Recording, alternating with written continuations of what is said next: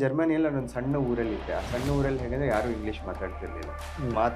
ಮಾತಾಡಲೇಬೇಕಿಲ್ಲ ಅಂದ್ರೆ ಭಾಷೆ ಬೆಳೆಯೋದೇ ಇಲ್ಲ. ಸಾಹಿತ್ಯನ ಓದಕ್ ಶುರು ಮಾಡಿದೆ, ಜರ್ಮನ್ ಸಾಹಿತ್ಯನ. ನನ್ನ ತಂಗಿ ಈಡ ಇರ್ಬೋದು, ಹುಟ್ಟುಮಚ್ಚ ಇರ್ಬೋದು, ಈ ಎರಡನ್ನು ಮಾಡುವುದಕ್ಕಿಂತ ಮುಂಚೆ ಜರ್ಮನ್ ಸಾಹಿತ್ಯದ ಚರಿತ್ರೆ ಅಂದ್ರೆ ಆಮೇಲೆ ಅಲ್ಲಿನ ಇಂಪಾರ್ಟೆನ್ಸು, ಅಲ್ಲಿನ ಕ್ಲಾಸಿಕ್ಸ್, ಅವುಗಳ ಬಗ್ಗೆ ಅರಿವು ಇತ್ತು. ನಾವೆಲ್ಲಿ ಸೆಲೆಕ್ಟ್ ಮಾಡ್ಕೋಬೇಕಾಯ್ತು, ಆಗ ಅಲ್ಲಿ ಬಹಳಷ್ಟು ರಿಸೋರ್ಸಸ್ ಇವೆ.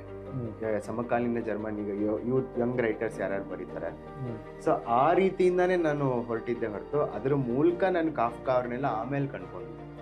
ನನ್ನ ಫೋಕಸ್ ಏನಿದ್ರೆ ಈಗ ಕನ್ನಡ ಓದಿದ್ರು, ಅದನ್ನ ಇಂಟರ್ನ್ಯಾಷನಲ್ ಅದು ಎಲ್ಲ ನನಗೆ ತಲೆಗೆ ಬರೋದೇ ಇಲ್ಲ. ಈ ಕತೆ ಕನ್ನಡಕ್ಕೆ ಏನಾದ್ರು ಒಂದು ಹೊಸ ತರುತ್ತಾ? ಈ ಭಾಷಾ ಕಲಿಕೆ, ಸಾಹಿತ್ಯದ ಆಸಕ್ತಿ ಇವು ಒಂದಕ್ಕೊಂದು ಪೂರಕ. ನಾವು ವರ್ಬ್ ಆರ್ಡರ್ ಚೇಂಜ್ ಮಾಡಿ ಪ್ರೋಸ್ ಆರ್ಡರ್ ಮಾಡೋದು ಅದೆಲ್ಲ ಬಹಳ ಸುಲಭವಾಗಿ ಮಾಡ್ಬಿಡ್ತಿದ್ದೆ ನಾನು. ಬೇರೆಯವರೆಲ್ಲ ಒದ್ದಾಡ್ತಿದ್ರು. ಜರ್ಮನಿಯಿಂದ ಕನ್ನಡಕ್ಕೆ ಅನುವಾದ ನೇರವಾಗಿ ಮಾಡಿದ್ದು ನೀವೇ ಮೊದಲನೇದು ಅಂತ ಅನ್ಕೊಂಡಿದ್ದೀನಿ. ಅದಕ್ಕಿಂತ ಮೊದಲು ಅಂಥ ಪ್ರಯತ್ನ ಆಗಿತ್ತ? ನನ್ನ ಮೊದಲ ಹುಡುಕಾಟ ತೊಡಗೋದು ಈ ವೆಬ್ಸೈಟ್ ಇಂದ. ಹೊಸದು ಏನ್ ಬರ್ತಾ ಇರುತ್ತೆ ನಾನು ಆವಾಗ್ಲಾಗ್ಲೂ ಕಂಡಿಟ್ಟಿರ್ತೀನಿ. ಈ ರೀತಿ ಒಂದು ರಿಸೋರ್ಸ್ ಅನುವಾದಕರಿಗೆ ಬಹಳ ಇಂಪಾರ್ಟೆಂಟ್ ಅಂತ ಕಾಣುತ್ತೆ.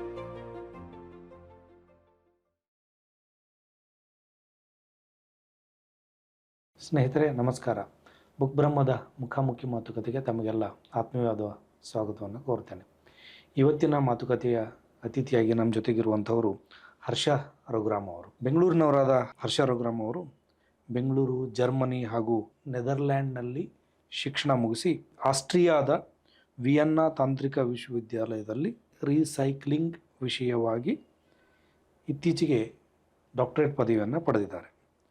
ಬಾಲ್ಯದಿಂದಲೇ ಸಾಹಿತ್ಯಾಸಕ್ತಿಯನ್ನು ಮೈಗೂಡಿಸಿಕೊಂಡಿರುವ ಅವರು ಕರ್ನಾಟಕ ಸಂಗೀತದಲ್ಲಿ ವಿಶೇಷ ಆಸಕ್ತಿ ಇರುವವರು ಮತ್ತು ಸಂಗೀತಗಾರರು ಕೂಡ. ಹಲವಾರು ಭಾರತೀಯ ಮತ್ತು ಐರೋಪ್ಯ ಭಾಷೆಗಳನ್ನು ಬಲ್ಲ ಹರ್ಷ ಭಾಷಾ ಕಲಿಕೆ, ಪದಚರಿತೆ ಮತ್ತು ಭಾಷಾಶಾಸ್ತ್ರಗಳಲ್ಲಿ ಆಸಕ್ತಿ ಹೊಂದಿದ್ದಾರೆ. ಅವರು ನನ್ನ ತಂಗಿ ಈಡ ಮತ್ತು ಹುಟ್ಟುಮಚ್ಚೆ ಎಂಬ ಎರಡು ಕಾದಂಬರಿಗಳನ್ನು ನೇರವಾಗಿ ಜರ್ಮನಿಯಿಂದ ಕನ್ನಡಕ್ಕೆ ಅನುವಾದಿಸಿದ್ದಾರೆ. ಅವರನ್ನು ನಾನು ಈ ಮಾತುಕತೆಗೆ ಪ್ರೀತಿ ಮತ್ತು ಗೌರವದಿಂದ ಸ್ವಾಗತಿಸ್ತೇನೆ. ಸರ್ ನಮಸ್ಕಾರ. ನಮಸ್ಕಾರ ಸರ್. ಅಷ್ಟೇ ನೀವು ಇಂಜಿನಿಯರಿಂಗ್ ಓದಿದ್ದಲ್ವ ನೀವು? ಹೌದು. ನಿಮ್ಮ ತಾಂತ್ರಿಕ ಶಿಕ್ಷಣದಿಂದ ಬಂದದ್ದು. ಈ ಭಾಷೆಯ ಬಗ್ಗೆ ಏನು ಪ್ರೀತಿ, ಅದು ಎಲ್ಲಿ ಶುರು ಆಯಿತು? ಎರಡಿದೆ ಆ್ಯಕ್ಚುಲಿ, ಒಂದು ಸಾಹಿತ್ಯದ ಬಗ್ಗೆ ಏನು ಪ್ರೀತಿ, ಇನ್ನೊಂದು ಭಾಷೆಯ ಬಗ್ಗೆ. ಅವೆರಡು ಬಗ್ಗೆ ಮಾತಾಡೋದಾದ್ರೆ, ಸಾಹಿತ್ಯ ಅಂತ ಅಂದ್ರೆ ಮನೆಯಲ್ಲೇ ಸರ್, ಮನೆಯಲ್ಲೇ. ನಾನು ಶಾಲೆಯಲ್ಲೂ ಕನ್ನಡ ಕಲೀಲಿಲ್ಲ, CBSE ಸಂಸ್ಕೃತ ಕಲಿತೆ. ಆಮೇಲೆ ಒಂದು 5ನೇ ಕ್ಲಾಸಿಗೆ ಬರೋ ಅಷ್ಟ್ರಲ್ಲಿ 3rd ಲ್ಯಾಂಗ್ವೇಜ್ ಕನ್ನಡ ಕಲಿತೆ. ಆದರೆ ಅದು ನಾನು ಲೆಕ್ಕಕ್ಕೆ ತೊಗೊಳಲ್ಲ, ಯಾಕಂದರೆ ಅಷ್ಟರಲ್ಲಿ ನನ್ನ ಕನ್ನಡ ಇನ್ನೂ ಹೈಯರ್ ಲೆವೆಲಲ್ಲಿ ಇತ್ತು. ನಾನು ಆವಾಗಲೇ ಓದಿ ಬರ್ದು ಎಲ್ಲ ಮಾಡ್ತಿದ್ದೆ. ಆದರೆ ಸಾಹಿತ್ಯ ಅನ್ನೋದು ಆ ಮನೆಯಲ್ಲಿ ಅಮ್ಮ ಎಲ್ಲ ಪುಸ್ತಕ ಓದ್ತಿರೋದ್ರಿಂದ ಎಲ್ಲ ಮ್ಯಾಗ್ಝೀನು ಅಲ್ಲಿಂದ ಶುರುವಾಗಿ ಕೈಗೆ ಸಿಗೋ ರೀತಿ ಕಾದಂಬರಿಗಳು, ಕಥೆಗಳು ಇರ್ತಿದ್ವು. ಸೊ ಹಾಗಾಗಿ ಮೆಲ್ಲೆಗೆ ಓದಕ್ಕೆ ಶುರು ಮಾಡಿದೆ. ಈಗ ಇತ್ತೀಚೆಗೆ ಒಂದು 10 ವರ್ಷದಿಂದ ಗಂಭೀರವಾಗಿ ಓದಕ್ಕೆ ತೊಡಗಿಕೊಂಡೆ. ಅಂದರೆ ಸಿಸ್ಟಮ್ಯಾಟಿಕ್ ಆಗಿ ಕಥೆಗಳು, ಕಾದಂಬರಿಗಳು ಓದಬೇಕು ಅಂತ ತೊಡಗಿಕೊಂಡೆ. ಭಾಷಾ ಕಲಿಕೆ, ನಾನು ಜರ್ಮನ್ ಭಾಷೆನ ಫ್ರಮ್ ಸ್ಕ್ರ್ಯಾಚ್ ಅಂದರೆ ಏನೂ ಇಲ್ದಲೆ ಕಲಿತಂಥ ಮೊದಲ ಭಾಷೆ. ಅದು ಜರ್ಮನಿಗೆ ಹೋಗಬೇಕು, ಅಲ್ಲಿನ ಜೀವನಕ್ಕೆ ಅನುಕೂಲ ಆಗುತ್ತೆ ಅನ್ನೋ ರೀತಿ ಮಾತ್ರ ಕಲ್ತಿದ್ದು. ಆದರೆ ನನ್ನದು ಉದ್ದೇಶ ಅದೇ ಆಗಿತ್ತು. ಮೊದಲು ಉದ್ದೇಶ ಕಲಿಯಕ್ಕೆ ಶುರು ಮಾಡಿದ್ದು ಅಲ್ಲಿ ಹೋಗಿ ಇದು ಏನದು ಮಾಸ್ಟರ್ಸ್ ಮಾಡಬೇಕು ಅನ್ನೋದು ಇತ್ತು. ಕಲಿತಾ ಕಲಿತಾ ನಂಗೆ ಒಂದು ಸ್ವಲ್ಪ ನನಗನ್ಸು ನನಗೆ ನ್ಯಾಕ್ ಇದೆ, ನನಗೆ ಕ್ಲಾಸಲ್ಲೆಲ್ಲ ನೋಡ್ಕೊಂಡೆ ನಂಗೆ ಇನ್ನೂ ಸುಲಭವಾಗಿ ಒಲಿತೆ ಭಾಷೆ ಅನ್ನೋ ರೀತಿಯಲ್ಲಿ ನಂಗೆ ಸ್ವಲ್ಪ ಗೊತ್ತಾಯ್ತು. ಈಗ ಚಿಂತನೆ ಮಾಡಿದ್ರೆ ಅದು ನಿಜ ಅಂತ ಅನ್ಸತ್ತೆ. ಸೊ ಹಾಗಾಗಿ ನಾನು ಜರ್ಮನ್ ಭಾಷೆ ಒಂದು 3 ಲೆವೆಲ್ ಕಲಿತೆ. ಇಲ್ಲಿ ಬೆಂಗಳೂರಲ್ಲಿ ಗೋತೆ ಇನ್ಸ್ಟಿಟ್ಯೂಟ್ನಲ್ಲೇ ಕಲಿತೆ. ಆಮೇಲೆ ಜರ್ಮನಿಯಲ್ಲಿ ನಾನೊಂದು ಸಣ್ಣ ಊರಲ್ಲಿದ್ದೆ. ಆ ಸಣ್ಣ ಊರಲ್ಲಿ ಹೇಗಂದ್ರೆ ಯಾರು ಇಂಗ್ಲಿಷ್ ಮಾತಾಡ್ತಿರ್ಲಿಲ್ಲ. ನಂಗೆ ಯಾರು ಸ್ನೇಹಿತರು ಬೇಕು, ಏನಾದ್ರು ಒಂದು ಸೋಷಿಯಲ್ ಗ್ರೂಪ್ ಬೇಕು ಅಂತಂದ್ರೆ ಜರ್ಮನ್ ಮಾತಾಡೋ ಅಗತ್ಯ, ಮಾತಾಡ್ಲೇಬೇಕಿತ್ತು. ಅದು ನನ್ನ ಒಂದ್ ರೀತಿ ವೆಲ್ಕಮ್ ಮಾಡಿದೆ ಅದನ್ನ. ಆ ರೀತಿ ಇನ್ಎವಿಟೇಬಲ್ ಇತ್ತದು. ಮಾತಾಡಿ ಮಾತಾಡಿ ಕೊನೆಗೆ ಒಂದು ದಿನಪತ್ರಿಕೆ ಓದಕ್ ಶುರು ಮಾಡಿದೆ. ಹೇಗಿದ್ರು ಸಾಹಿತ್ಯದ ಸೆಳೆತ ಇದ್ದೇ ಇತ್ತು. ಜರ್ಮನಿಗೆ ಹೋಗಿ ಒಂದು 3-4 ವರ್ಷದ ತನಕ ಒಂಚೂರು ಹಿಡಿತ ಸಿಗೋ ತನಕ ಇದು ನ್ಯೂಸ್ ಪೇಪರ್, ಬೇರೆ ಬೇರೆ ಬ್ಲಾಗ್, ಆನ್ಲೈನ್ ಏನೋ ಒಂದು ನೋಡೋದು, ಆ ರೀತಿಯಿಂದ ಮಾಡಿ ಜೊತೆಗೆ ಮಾತಾಡ್ಲೇಬೇಕಿಲ್ಲ ಅಂದ್ರೆ ಭಾಷೆ ಬೆಳೆಯೋದೇ ಇಲ್ಲ. ಆ ರೀತಿ ಮಾಡಿ ಮಾಡಿ ಒಂಚೂರು ಇಂಪ್ರೂವ್ ಮಾಡ್ಕೊಂಡು ಕೊನೆಗೆ ಸಾಹಿತ್ಯನ ಓದಕ್ ಶುರು ಮಾಡಿದೆ, ಜರ್ಮನ್ ಸಾಹಿತ್ಯನ. ಇದೇ ರೀತಿ ನಾನು ಕೊನೆಗೆ ಒಂದು ಫ್ರೀ ಯೂನಿವರ್ಸಿಟಿಲಿ ಸ್ಪ್ಯಾನಿಷ್ ಕಲಿಕೆ ಕೋರ್ಸ್ ಇತ್ತು, ಸ್ಪ್ಯಾನಿಷ್ ಕಲಿತೆ. ಸ್ಪ್ಯಾನಿಷ್ ಸುಮಾರಾಗಿ ಅಲ್ಲಿ ಹೋದರೆ ವ್ಯವಹರಿಸೋ ಅಷ್ಟು ಬರುತ್ತೆ. ಆಮೇಲೆ ನಾನು ನೆದರ್ಲ್ಯಾಂಡ್ಸಲ್ಲಿ 1 ವರ್ಷ ಇದ್ದೆ. ಡಚ್ ಭಾಷೆ ಏನಂತಾರೆ, ಇಂಗ್ಲೀಷ್ ಜರ್ಮನ್ಗೂ ಮಧ್ಯ ಇರೋ ಭಾಷೆ ಒಂದು. ನಿಮಗೆ ಇಂಗ್ಲೀಷ್ ಮತ್ತು ಜರ್ಮನ್ ಎರಡೂ ಬಂದರೆ ಒಂದು ಅಂದಾಜಲ್ಲಿ ಡಚ್ ಭಾಷೆನ ಕಲಿತಾ ಹೋಗ್ಬೋದು. ಸೊ ಅದನ್ನು ಕಲಿತೆ. ಅಲ್ಲಿದ್ದಾಗ ಒಂದು ಲ್ಯಾಂಗ್ವೇಜ್ ಕೆಫೆ ಅಂತ ಮಾಡೋರು ಯೂನಿವರ್ಸಿಟಿ ಅವರು ಎವ್ರಿ ಥರ್ಸ್ಡೇ. ಅಲ್ಲಿ ಹೋಗಿ ಸುಮ್ಮನೆ ಯಾರು ನೇಟಿವ್ ಸ್ಪೀಕರ್ಸ್ ಬಂದಿರ್ತಾರೆ ಅವ್ರ ಜೊತೆ ಕೂತ್ಕೊಂಡು ಹರಟೆ ಹೊಡೆಯೋದು. ಮೊದಲು ಕಷ್ಟ ಆಗುತ್ತೆ, ಆಮೇಲೆ ಅವರು ಸ್ವಲ್ಪ ಸಹಾಯ ಮಾಡ್ತಾರೆ. ಹೀಗೆ ಡಚ್ ಭಾಷೆ ಕಲಿತೆ. ಈಗ ಹುಟ್ಟುಮಚ್ಚೆ ಅನುವಾದ ಮಾಡೋ ಸಂದರ್ಭದಲ್ಲಿ ಅದರಲ್ಲಿ ಬಹಳಷ್ಟು ಟರ್ಕಿಶ್ ಡೈಲಾಗ್ಸ್ ಮತ್ತು ಪದಗಳೆಲ್ಲ ಬರುತ್ತೆ. ಹಾಗಾಗಿ ಒಂದು ಅವಕಾಶ ತಗೊಂಡು ಒಂದು ಮಟ್ಟಿಗೆ ಟರ್ಕಿಶ್ ಭಾಷೆನೂ ಕಲ್ತಿದ್ದೀನಿ ಇವಾಗ. ಅದು ಬಿಟ್ಟರೆ ಭಾರತೀಯ ಭಾಷೆಗಳಲ್ಲಿ ನನ್ನ ಹೆಂಡತಿ ತಮಿಳ್ ಮಾತಾಡ್ತಾಳೆ. ಸೊ ಮದುವೆ ಆದ್ಮೇಲೆ ತಮಿಳ್ ಕಲಿತೆ. ಹಾಗೆ ಹಿಂದಿ ಬರುತ್ತೆ. ಸೊ ಈಗ ಆ್ಯಕ್ಚುಲಿ ಭಾಷೆ ಕಲಿಯೋದು ಅಂದರೆ 2 ರೀತಿ. ಒಂದು ಕಮ್ಯುನಿಕೇಷನಿನ ಆಡುವ ಮಾತನ್ನು ಕಲಿಯೋದು ಒಂದು ಕ್ರಮ. ಅದನ್ನು ಸುಲಭ ಅಂತೇನು ಇರೋಲ್ಲ. ಯಾವ ಲ್ಯಾಂಗ್ವೇಜ್ ಕಲಿಯೋದು ಸುಲಭ ಅಲ್ಲ. ಅದು ಆಯಾ ಲ್ಯಾಂಗ್ವೇಜಿನ ಜಾಯಮಾನಕ್ಕೆ ಒಗ್ಗು ಹಾಗೆ ಕಲ್ತ್ರೆ ಬರ್ತದೆ. ಅದ್ರ ಕಂಪ್ಯಾರಿಟಿವ್ಲಿ ಅದನ್ನು ಕಲಿಯೋದು ಸುಲಭ. ಓದುವ ಮತ್ತು ಬರೆಯುವ ಭಾಷೆಯನ್ನು ಕಲಿಯೋದು ಕಷ್ಟ ಅಲ್ವಾ ಆ್ಯಕ್ಚುಲಿ? ನಿಜ.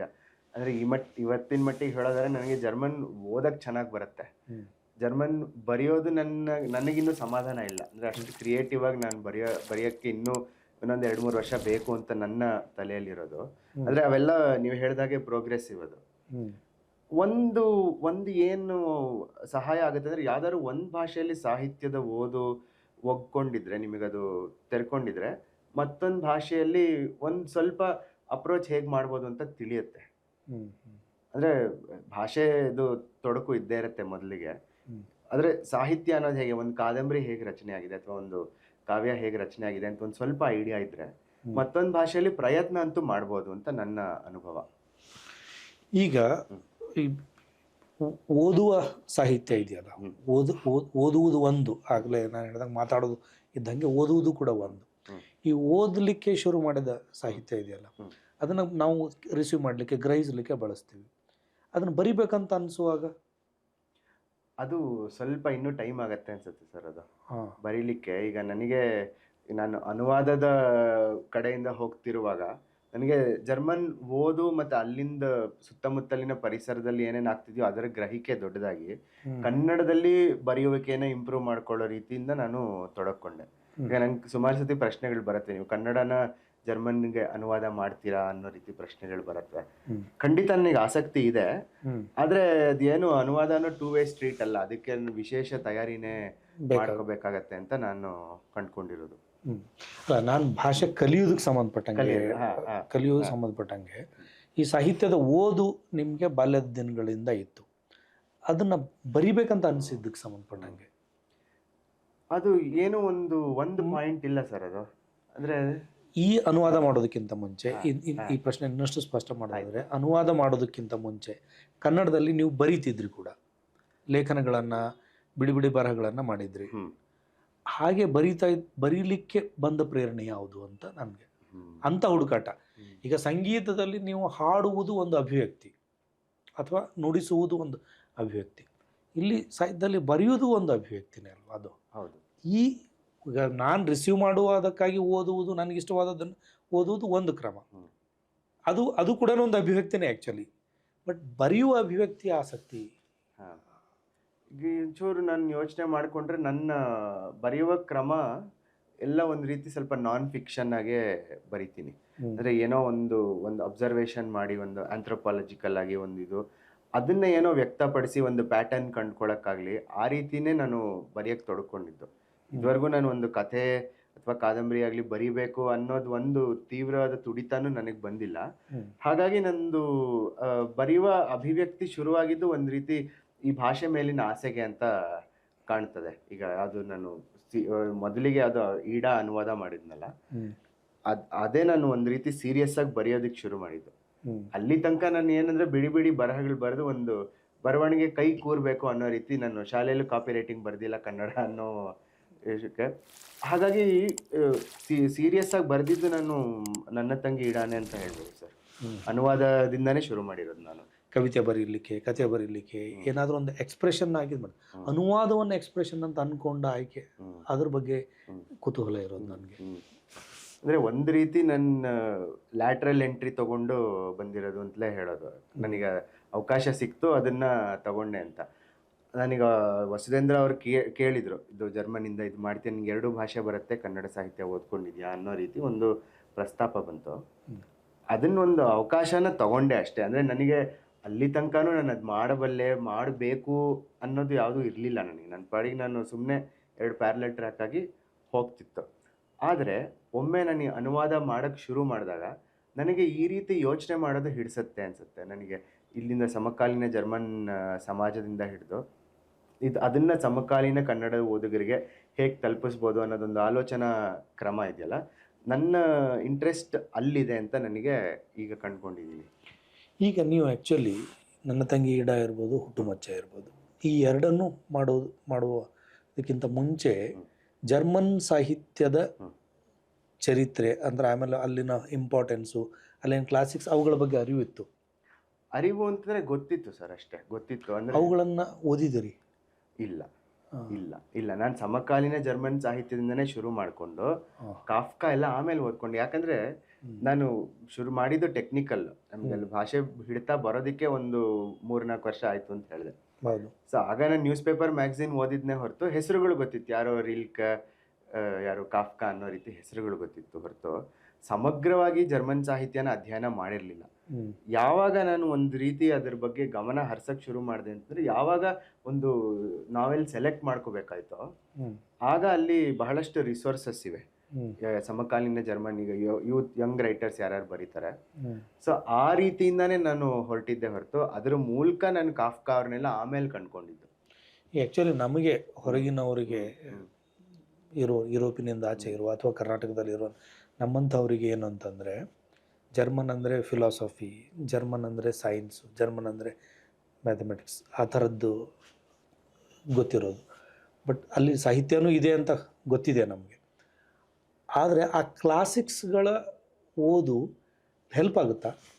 ಖಂಡಿತ ಆಗುತ್ತೆ. ನಾನು ಆ ನಿಟ್ಟಿನಲ್ಲಿ ಹೋಗ್ತಾ ಇದ್ದೀನಿ.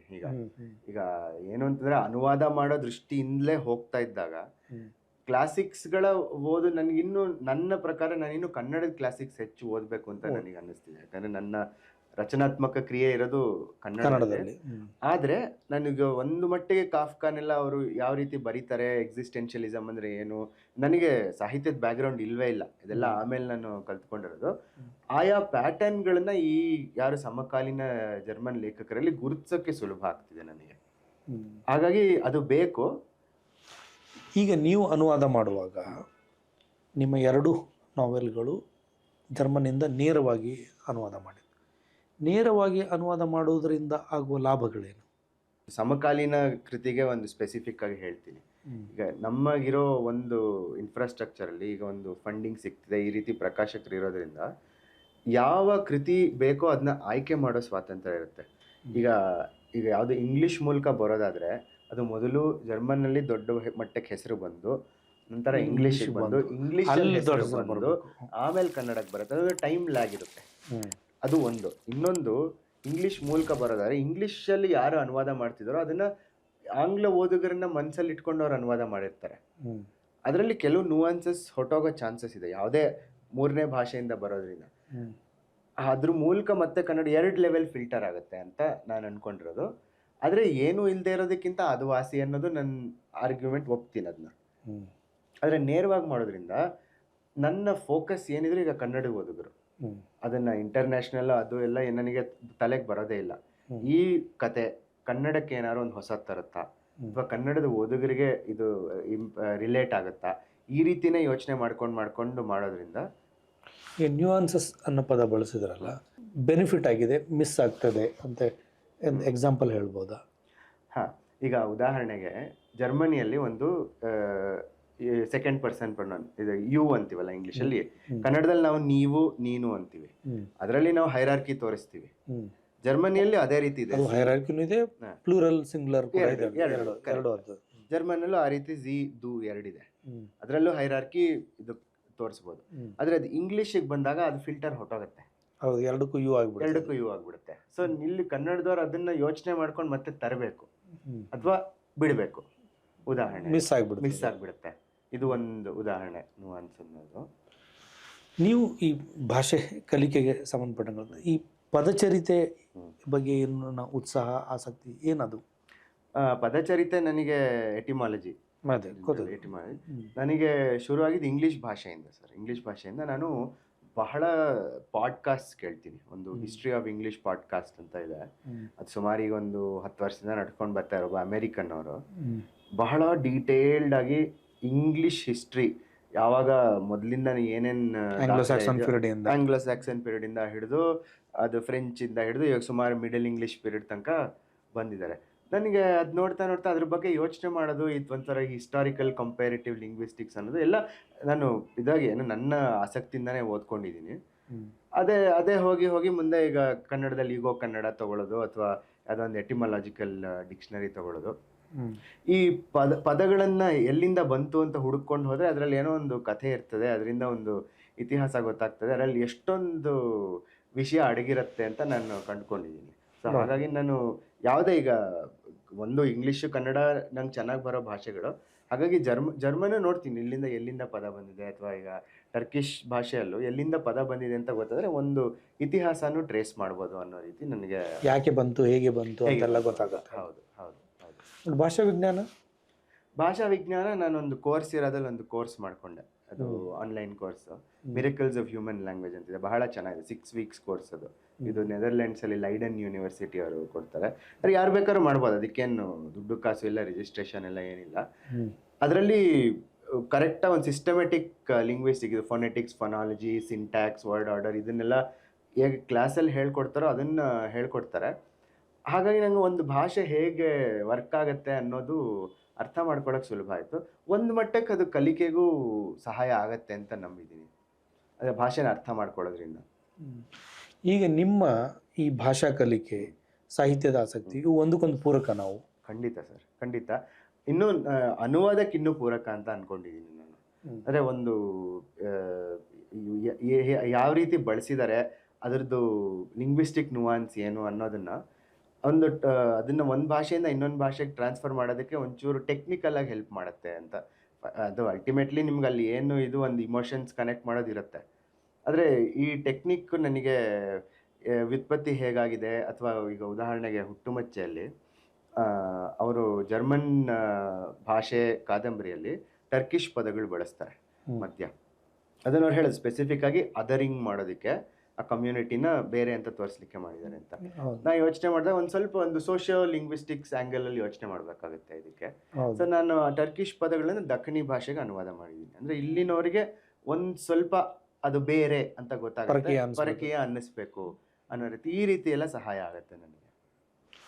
ಬಟ್ ನೀವು ನಿಮ್ಮ ಬಾಲ್ಯದ ದಿನಗಳು, ನೀವು CBSE ನಲ್ಲಿ ಓದಿದ್ದು ಅಂತ ಹೇಳಿದ್ರಲ್ಲ, ಆ ಓದಿನ ದಿನಗಳು, ಅಲ್ಲಿನ ನಿಮ್ಮ ಸಾಹಿತ್ಯದ ಆಸಕ್ತಿ ರೂಪುಗೊಂಡು ಅವುಗಳ ಬಗ್ಗೆ ಡಿಸ್ಕಸ್ ಮಾಡೋದಾದರೆ ಹೆಂಗೆ ನೆನಪು ಮಾಡ್ಕೊತೀರಿ?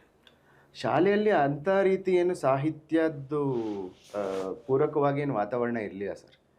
ಅಂದರೆ ಕನ್ನಡದ ನಾನು ಕಲಿತಾನೆ ಇಲ್ಲ, ಸಂಸ್ಕೃತ ಕಲಿತಿದ್ದೆ, ಏನೋ ಒಂದು ಶ್ಲೋಕಗಳು ಕಲಿತಿದ್ದೆ. ಅದು ಒಂದು ರೀತಿ ಸಾಹಿತ್ಯ ಅನ್ನೋ ರೀತಿ ನಮಗೆ ತಲೆಯಲ್ಲೂ ಇರಲಿಲ್ಲ. ಆದರೆ ನಾನು ಶ್ಲೋಕಗಳನ್ನ ಬಹಳ ಇಷ್ಟಪಟ್ಟು ಕಲಿತಿದ್ದೆ. ಅದ್ರ ಮೀಟರ್ ಆಗಲಿ, ಏನೋ ಒಂದು ಆ ಪದ ಬಿಡಿಸೋದಾಗಲಿ, ಒಂದು ರೀತಿ ಸಂಸ್ಕೃತ ಕ್ಲಾಸುಗಳಲ್ಲಿ ಅದೇನು ವರ್ಬ್ ಆರ್ಡರ್ ಚೇಂಜ್ ಮಾಡಿ ಪ್ರೋಸ್ ಆರ್ಡರ್ ಮಾಡೋದು, ಅದೆಲ್ಲ ಬಹಳ ಸುಲಭವಾಗಿ ಮಾಡಿಬಿಡ್ತಿದ್ದೆ ನಾನು. ಬೇರೆಯವರೆಲ್ಲ ಒದ್ದಾಡ್ತಿದ್ರು ಅಂತ ಈಗ ಅನ್ಸತ್ತೆ ಅದು ನೋಡ್ಕೊಂಡ್ರೆ. ಹೀಗೆಲ್ಲ ಆಗುವಾಗ ಒಂದು ಶ್ಲೋಕ ಅಂತ್ಯಾಕ್ಷರಿ ಕಾಂಪಿಟೇಷನ್ ಎಲ್ಲ ಗೆದ್ದಿದ್ದೆ ನಾನು. ಬಹಳ ಕೇಳಿ ಒಂದಿಷ್ಟು ಯಾವುದೋ ಅಂತ್ಯಾಕ್ಷರಿ ಆ ರೀತಿ ಎಲ್ಲ. ಆದರೆ ಒಂದು ಸಾಹಿತ್ಯಕ್ಕೆ ಪೂರಕವಾಗಿದ್ದು ನನಗೆ ಶಾಲೆಯಿಂದ ಬಂದಿದೆ ಅಂತ ನನಗೆ ಅನ್ಸೋದಿಲ್ಲ. ಕೊನೆಗೆ ಒಂದು ಹೈಸ್ಕೂಲ್ ಟೈಮಲ್ಲಿ ನಾನು ನಾಟಕ ಎಲ್ಲ ಮಾಡಿದ್ದೆ. ಅದಕ್ಕೆ ನಿಮ್ಗೆ ಕನ್ನಡ ಓದಕ್ಕೆ ಬರಬೇಕಾಗಿತ್ತು, ಉಚ್ಚಾರಣೆ ಮಾಡಕ್ಕೆ ಬರಬೇಕಾಗಿತ್ತು, ಜೊತೆ ಒಂದು ಹಾಡು ಒಂಚೂರು ಡ್ಯಾನ್ಸ್ ಮಾಡಕ್ಕೆ ಬಂದ್ರು ಅದನ್ನು ಬಳಸ್ಕೊಂಡ್ರು ಚೆನ್ನಾಗಿ. ಸೊ ಇದೆಲ್ಲ ಒಂದು ಕಲೆಕ್ಟಿವ್ ಆಗಿ ನೋಡ್ಬೋದು ಹೊರತು ಒಂದು ಮನೆಯಲ್ಲಿ ಬಹಳ ಅಮ್ಮ ಸಾಹಿತ್ಯ ಓದ್ತಾರೆ. ಈಗ ನನ್ನ ತಮ್ಮನೂ ಓದ್ತಾನೆ, ನಮ್ಮ ತಂದೆನೂ ಮ್ಯಾಗಝಿನ್, ನ್ಯೂಸ್ ಪೇಪರ್ ಎಲ್ಲ ಓದ್ತಾರೆ.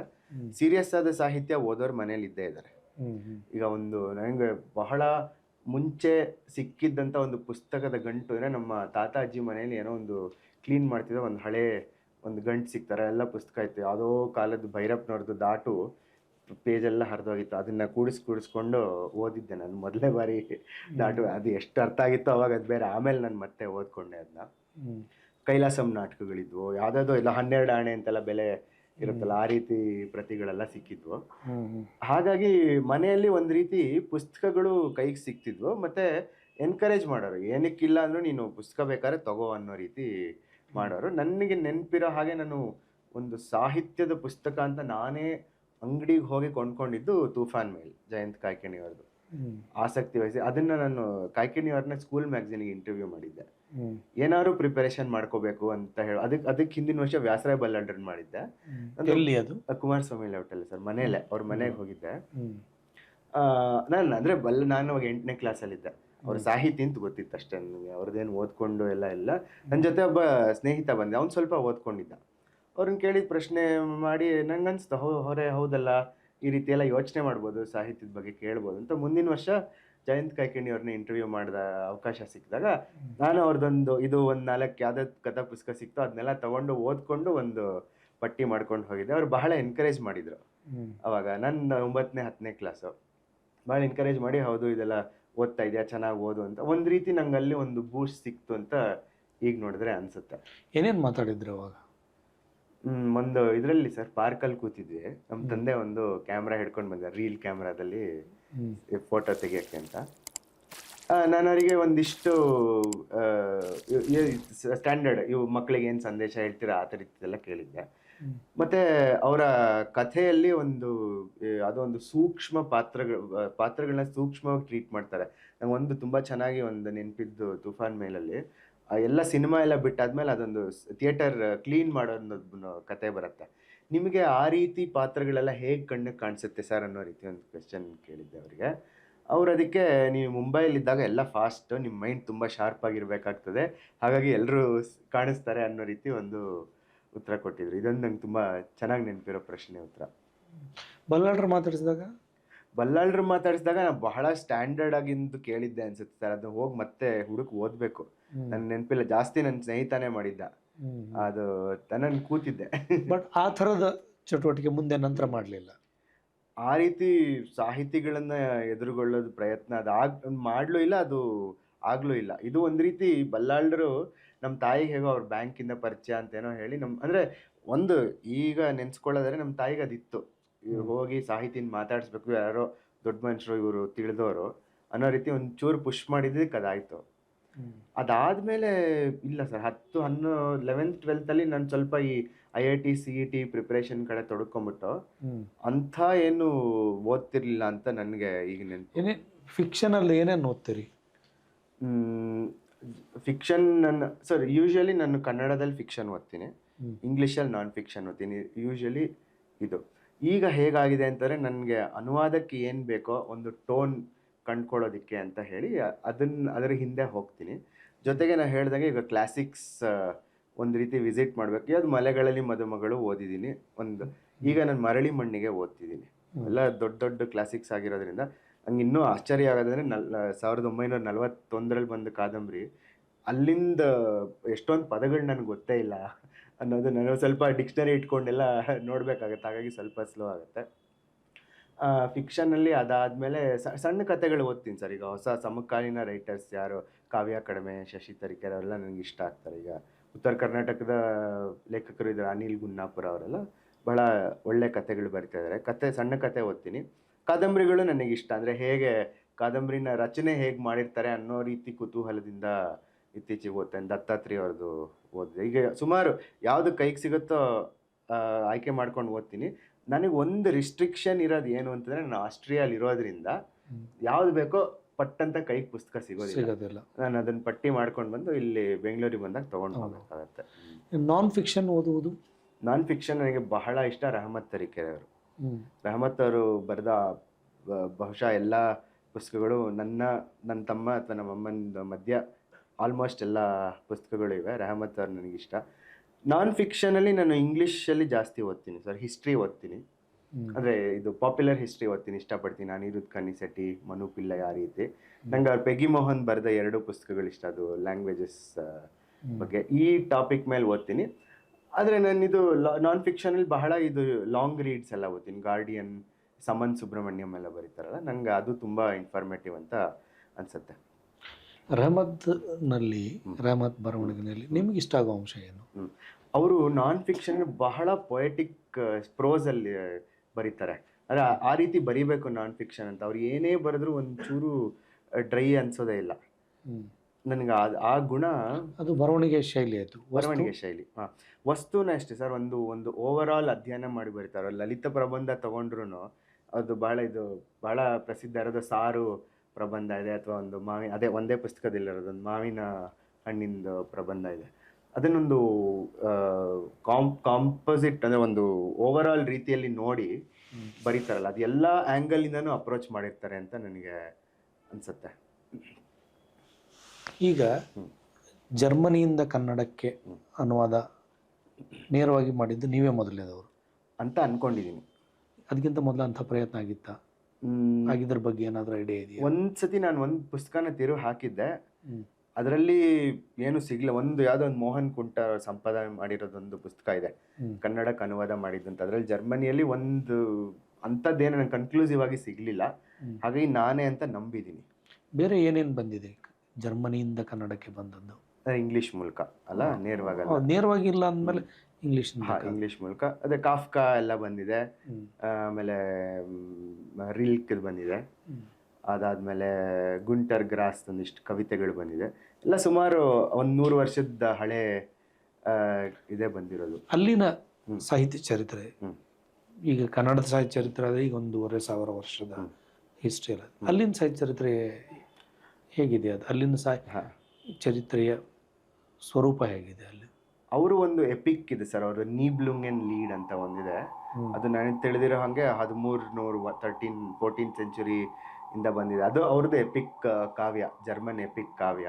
ಸೊ ಅಲ್ಲಿಂದ ಅವರು ಹೇಳ್ಕೊತಾ ಬರ್ತಾರೆ. ಈಗ ಇತ್ತೀಚೆಗೆ ನಾವು 18th ಸೆಂಚುರಿ ನೋಡಿದ್ರೆ ಬಹಳ ನಾವೆಲ್ ಅನ್ನೋ ಆರ್ಟ್ ಫಾರ್ಮ್ ನಮ್ಗಲ್ಲಿ ಯುರೋಪಿಂದಲೇ ಬಂದಿರೋದ್ರಿಂದ ಇವತ್ತಿಗೂ ನೀವು ಬಹಳಷ್ಟು ನಾವೆಲ್ಲೇ ನೋಡ್ಬೋದು. ಯಾವುದೇ ಹೊಸದು ಏನು ಬರ್ತಿದ್ರು 10ರಲ್ಲಿ 9 ಪುಸ್ತಕ ನಾವೆಲ್. ನಮ್ಮಲ್ಲಿ ಕಥಾ ಸಂಕಲನಗಳು, ಪೊಯೆಟ್ರಿ ಬರುತ್ತೆ, ಪೊಯೆಟ್ರಿ ಬೇರೆ. ಪ್ರೋಸಲ್ಲಿ ಫಿಕ್ಷನಲ್ಲಿ ನಾವೆಲ್ ಮಾತ್ರನೇ ಇರೋದು. ಶಾರ್ಟ್ ಸ್ಟೋರಿ ಇಲ್ಲ. ಶಾರ್ಟ್ ಸ್ಟೋರಿ ನಾನು ಬಹಳ ಕಡಿಮೆ ಸರ್. ನಾನು ಯೋಚನೆ ಮಾಡಿದ್ದೇನೆ ಶಾರ್ಟ್ ಸ್ಟೋರಿ ಮಾಡ್ಬೋದಲ್ಲ ಕನ್ನಡಕ್ಕೆ ಅಂತ. ಬಟ್ ಅದು ಸಮಕಾಲೀನ ರೈಟರ್ಸಲ್ಲಿ ಬರೋದಿಲ್ಲ. ಇದೆ ಸ್ವಲ್ಪ ಹಳೆಯದು, ಈಗ 60ನೇ 70ನೇ ದಶಕದಲ್ಲಿ ಇದೆ, ಅದನ್ನ ಮಾಡ್ಬೋದು. ಬಟ್ ಸಮಕಾಲೀನ ನೋಡ್ತಿರೋದ್ರೆ ಶಾರ್ಟ್ ಸ್ಟೋರಿ ಬಹಳ ಕಡಿಮೆ. ಈಗ ಇದೊಂದು ಹಿಸ್ಟರಿ ಆಫ್ ಲಿಟ್ರೇಚರ್ ಸಂಗತಿ ಆಯಿತು. ವರ್ತಮಾನದ ಸಾಹಿತ್ಯ ಯಾವ ರೀತಿಯಲ್ಲಿದೆ ಅಲ್ಲಿ? ವರ್ತಮಾನದ ಸಾಹಿತ್ಯ ಅಂತಂದರೆ ಜರ್ಮನಿಯಲ್ಲಿ ಈಗ ನಾವು ಉದಾಹರಣೆಗೆ ಹುಟ್ಟುಮಚ್ಚೆ ಅನ್ನೋದು ಒಂದು ಪೋಸ್ಟ್ ಮೈಗ್ರೆಂಟ್ ಸಾಹಿತ್ಯ ಪ್ರಕಾರಕ್ಕೆ ಬರುತ್ತೆ. ಅದು ವಲಸೆಯೋತ್ತರ ಅಂತ ಅನ್ಬೋದು. ಈಗ ಏನು ಅಂತಾರೆ 60-70ರ ದಶಕದಲ್ಲಿ ಯಾರ್ಯಾರು ಟರ್ಕಿ ಮತ್ತು ಬೇರೆ ಬೇರೆ ಜಾಗಗಳಿಂದ ವಲಸೆ ಬಂದ್ರು, ಅವರ ಮಕ್ಕಳು ಮೊಮ್ಮಕ್ಕಳು ಬರೆಯೋ ಕಾದಂಬರಿಗಳು ಇವು. ಸೊ ಹಾಗಾಗಿ ಅವರದ್ರಲ್ಲಿ ಅವರು ತಂದೆ ತಾಯಿ ಬಂದಿರೋ ಏನದು ಅವ್ರ ಕತೆ, ಅಂದರೆ ವಲಸೆ ಬಂದಿರೋ ಕಥೆನೂ ಹೇಳ್ತಾರೆ, ಜೊತೆಗೆ ಇವರು ನಂತರದ ಕಥೆನೂ ಹೇಳ್ತಾರೆ. ಕೆಲವರು ಬಹಳ ಒಂದು 3-4 ಟರ್ಕಿಶ್ ಹಿನ್ನೆಲೆಯವ್ರು ಬರೆದಿದ್ದೇನೆ ಓದಿದೆ ಈ ಕಾದಂಬರಿ ಪ್ರಿಪ್ರೇಷನ್ಗೋಸ್ಕರನೇ. ಅವರೆಲ್ಲರೂ ಸುಮಾರು ಒಂದು 90s ಇಂದ 2000 ಟೈಮ್ ಫ್ರೇಮಲ್ಲಿ ಸೆಟ್ ಮಾಡಿಕೊಂಡು ಅಲ್ಲಿ ಹಳೇದು ಹೊಸದು ಎಲ್ಲ ಹೇಳ್ತಾರೆ. ಮತ್ತು ಇತ್ತೀಚೆಗೆ ಕೆಲವುದು ಈ ಕ್ಲೈಮೇಟ್ ಚೇಂಜ್ ಬಗ್ಗೆ ಅವೆಲ್ಲ ಸಮಸ್ಯೆಗಳು ಸಾಹಿತ್ಯದಲ್ಲಿ ಸೇರ್ಕೋತಾವೆ. ಅಂದರೆ ಒಬ್ಬರು ಇತ್ತೀಚೆಗೆ ನಾನು ಜರ್ಮನ್ ಬುಕ್ ಪ್ರೈಸ್ ಅಂತ ಒಂದು ಪ್ರತಿ ವರ್ಷ ಕೊಡ್ತಾರೆ. ಅದರಲ್ಲಿ ಹಿಂಗೆ ಲಾಂಗ್ ಲಿಸ್ಟ್ 12-13 ಪುಸ್ತಕ ಆಗಿ ಶಾರ್ಟ್ ಲಿಸ್ಟ್ 5 ಪುಸ್ತಕ ಆಗುತ್ತೆ. ಅದನ್ನೆಲ್ಲ ನೋಡ್ತಾ ಇದ್ರೆ ಒಂದಿಷ್ಟು ಸ್ವಲ್ಪ ಕ್ವಿಯರ್ ಥೀಮ್ಸಿಗೆ ಅವರು ಆದ್ಯತೆ ಕೊಡ್ತಾರೆ. ಕ್ವಿಯರ್ ಮತ್ತು ಇದು ಕ್ಲೈಮೇಟ್ ಚೇಂಜು. ಅಲ್ಲಿ ಕೂಡ ನಾನ್ ಫಿಕ್ಷನ್ ಇದೆ ಸರ್, ಇದೆ. ಇನ್ನು ನಾನ್ ಫಿಕ್ಷನಲ್ಲಿ ಅವರು ಈಗ ಇನ್ನೂ ಈಸ್ಟ್ ವರ್ಸಸ್ ವೆಸ್ಟ್ ಜರ್ಮನಿ ಬಗ್ಗೆ ಡಿಸ್ಕಸ್ ಮಾಡ್ತಾರೆ.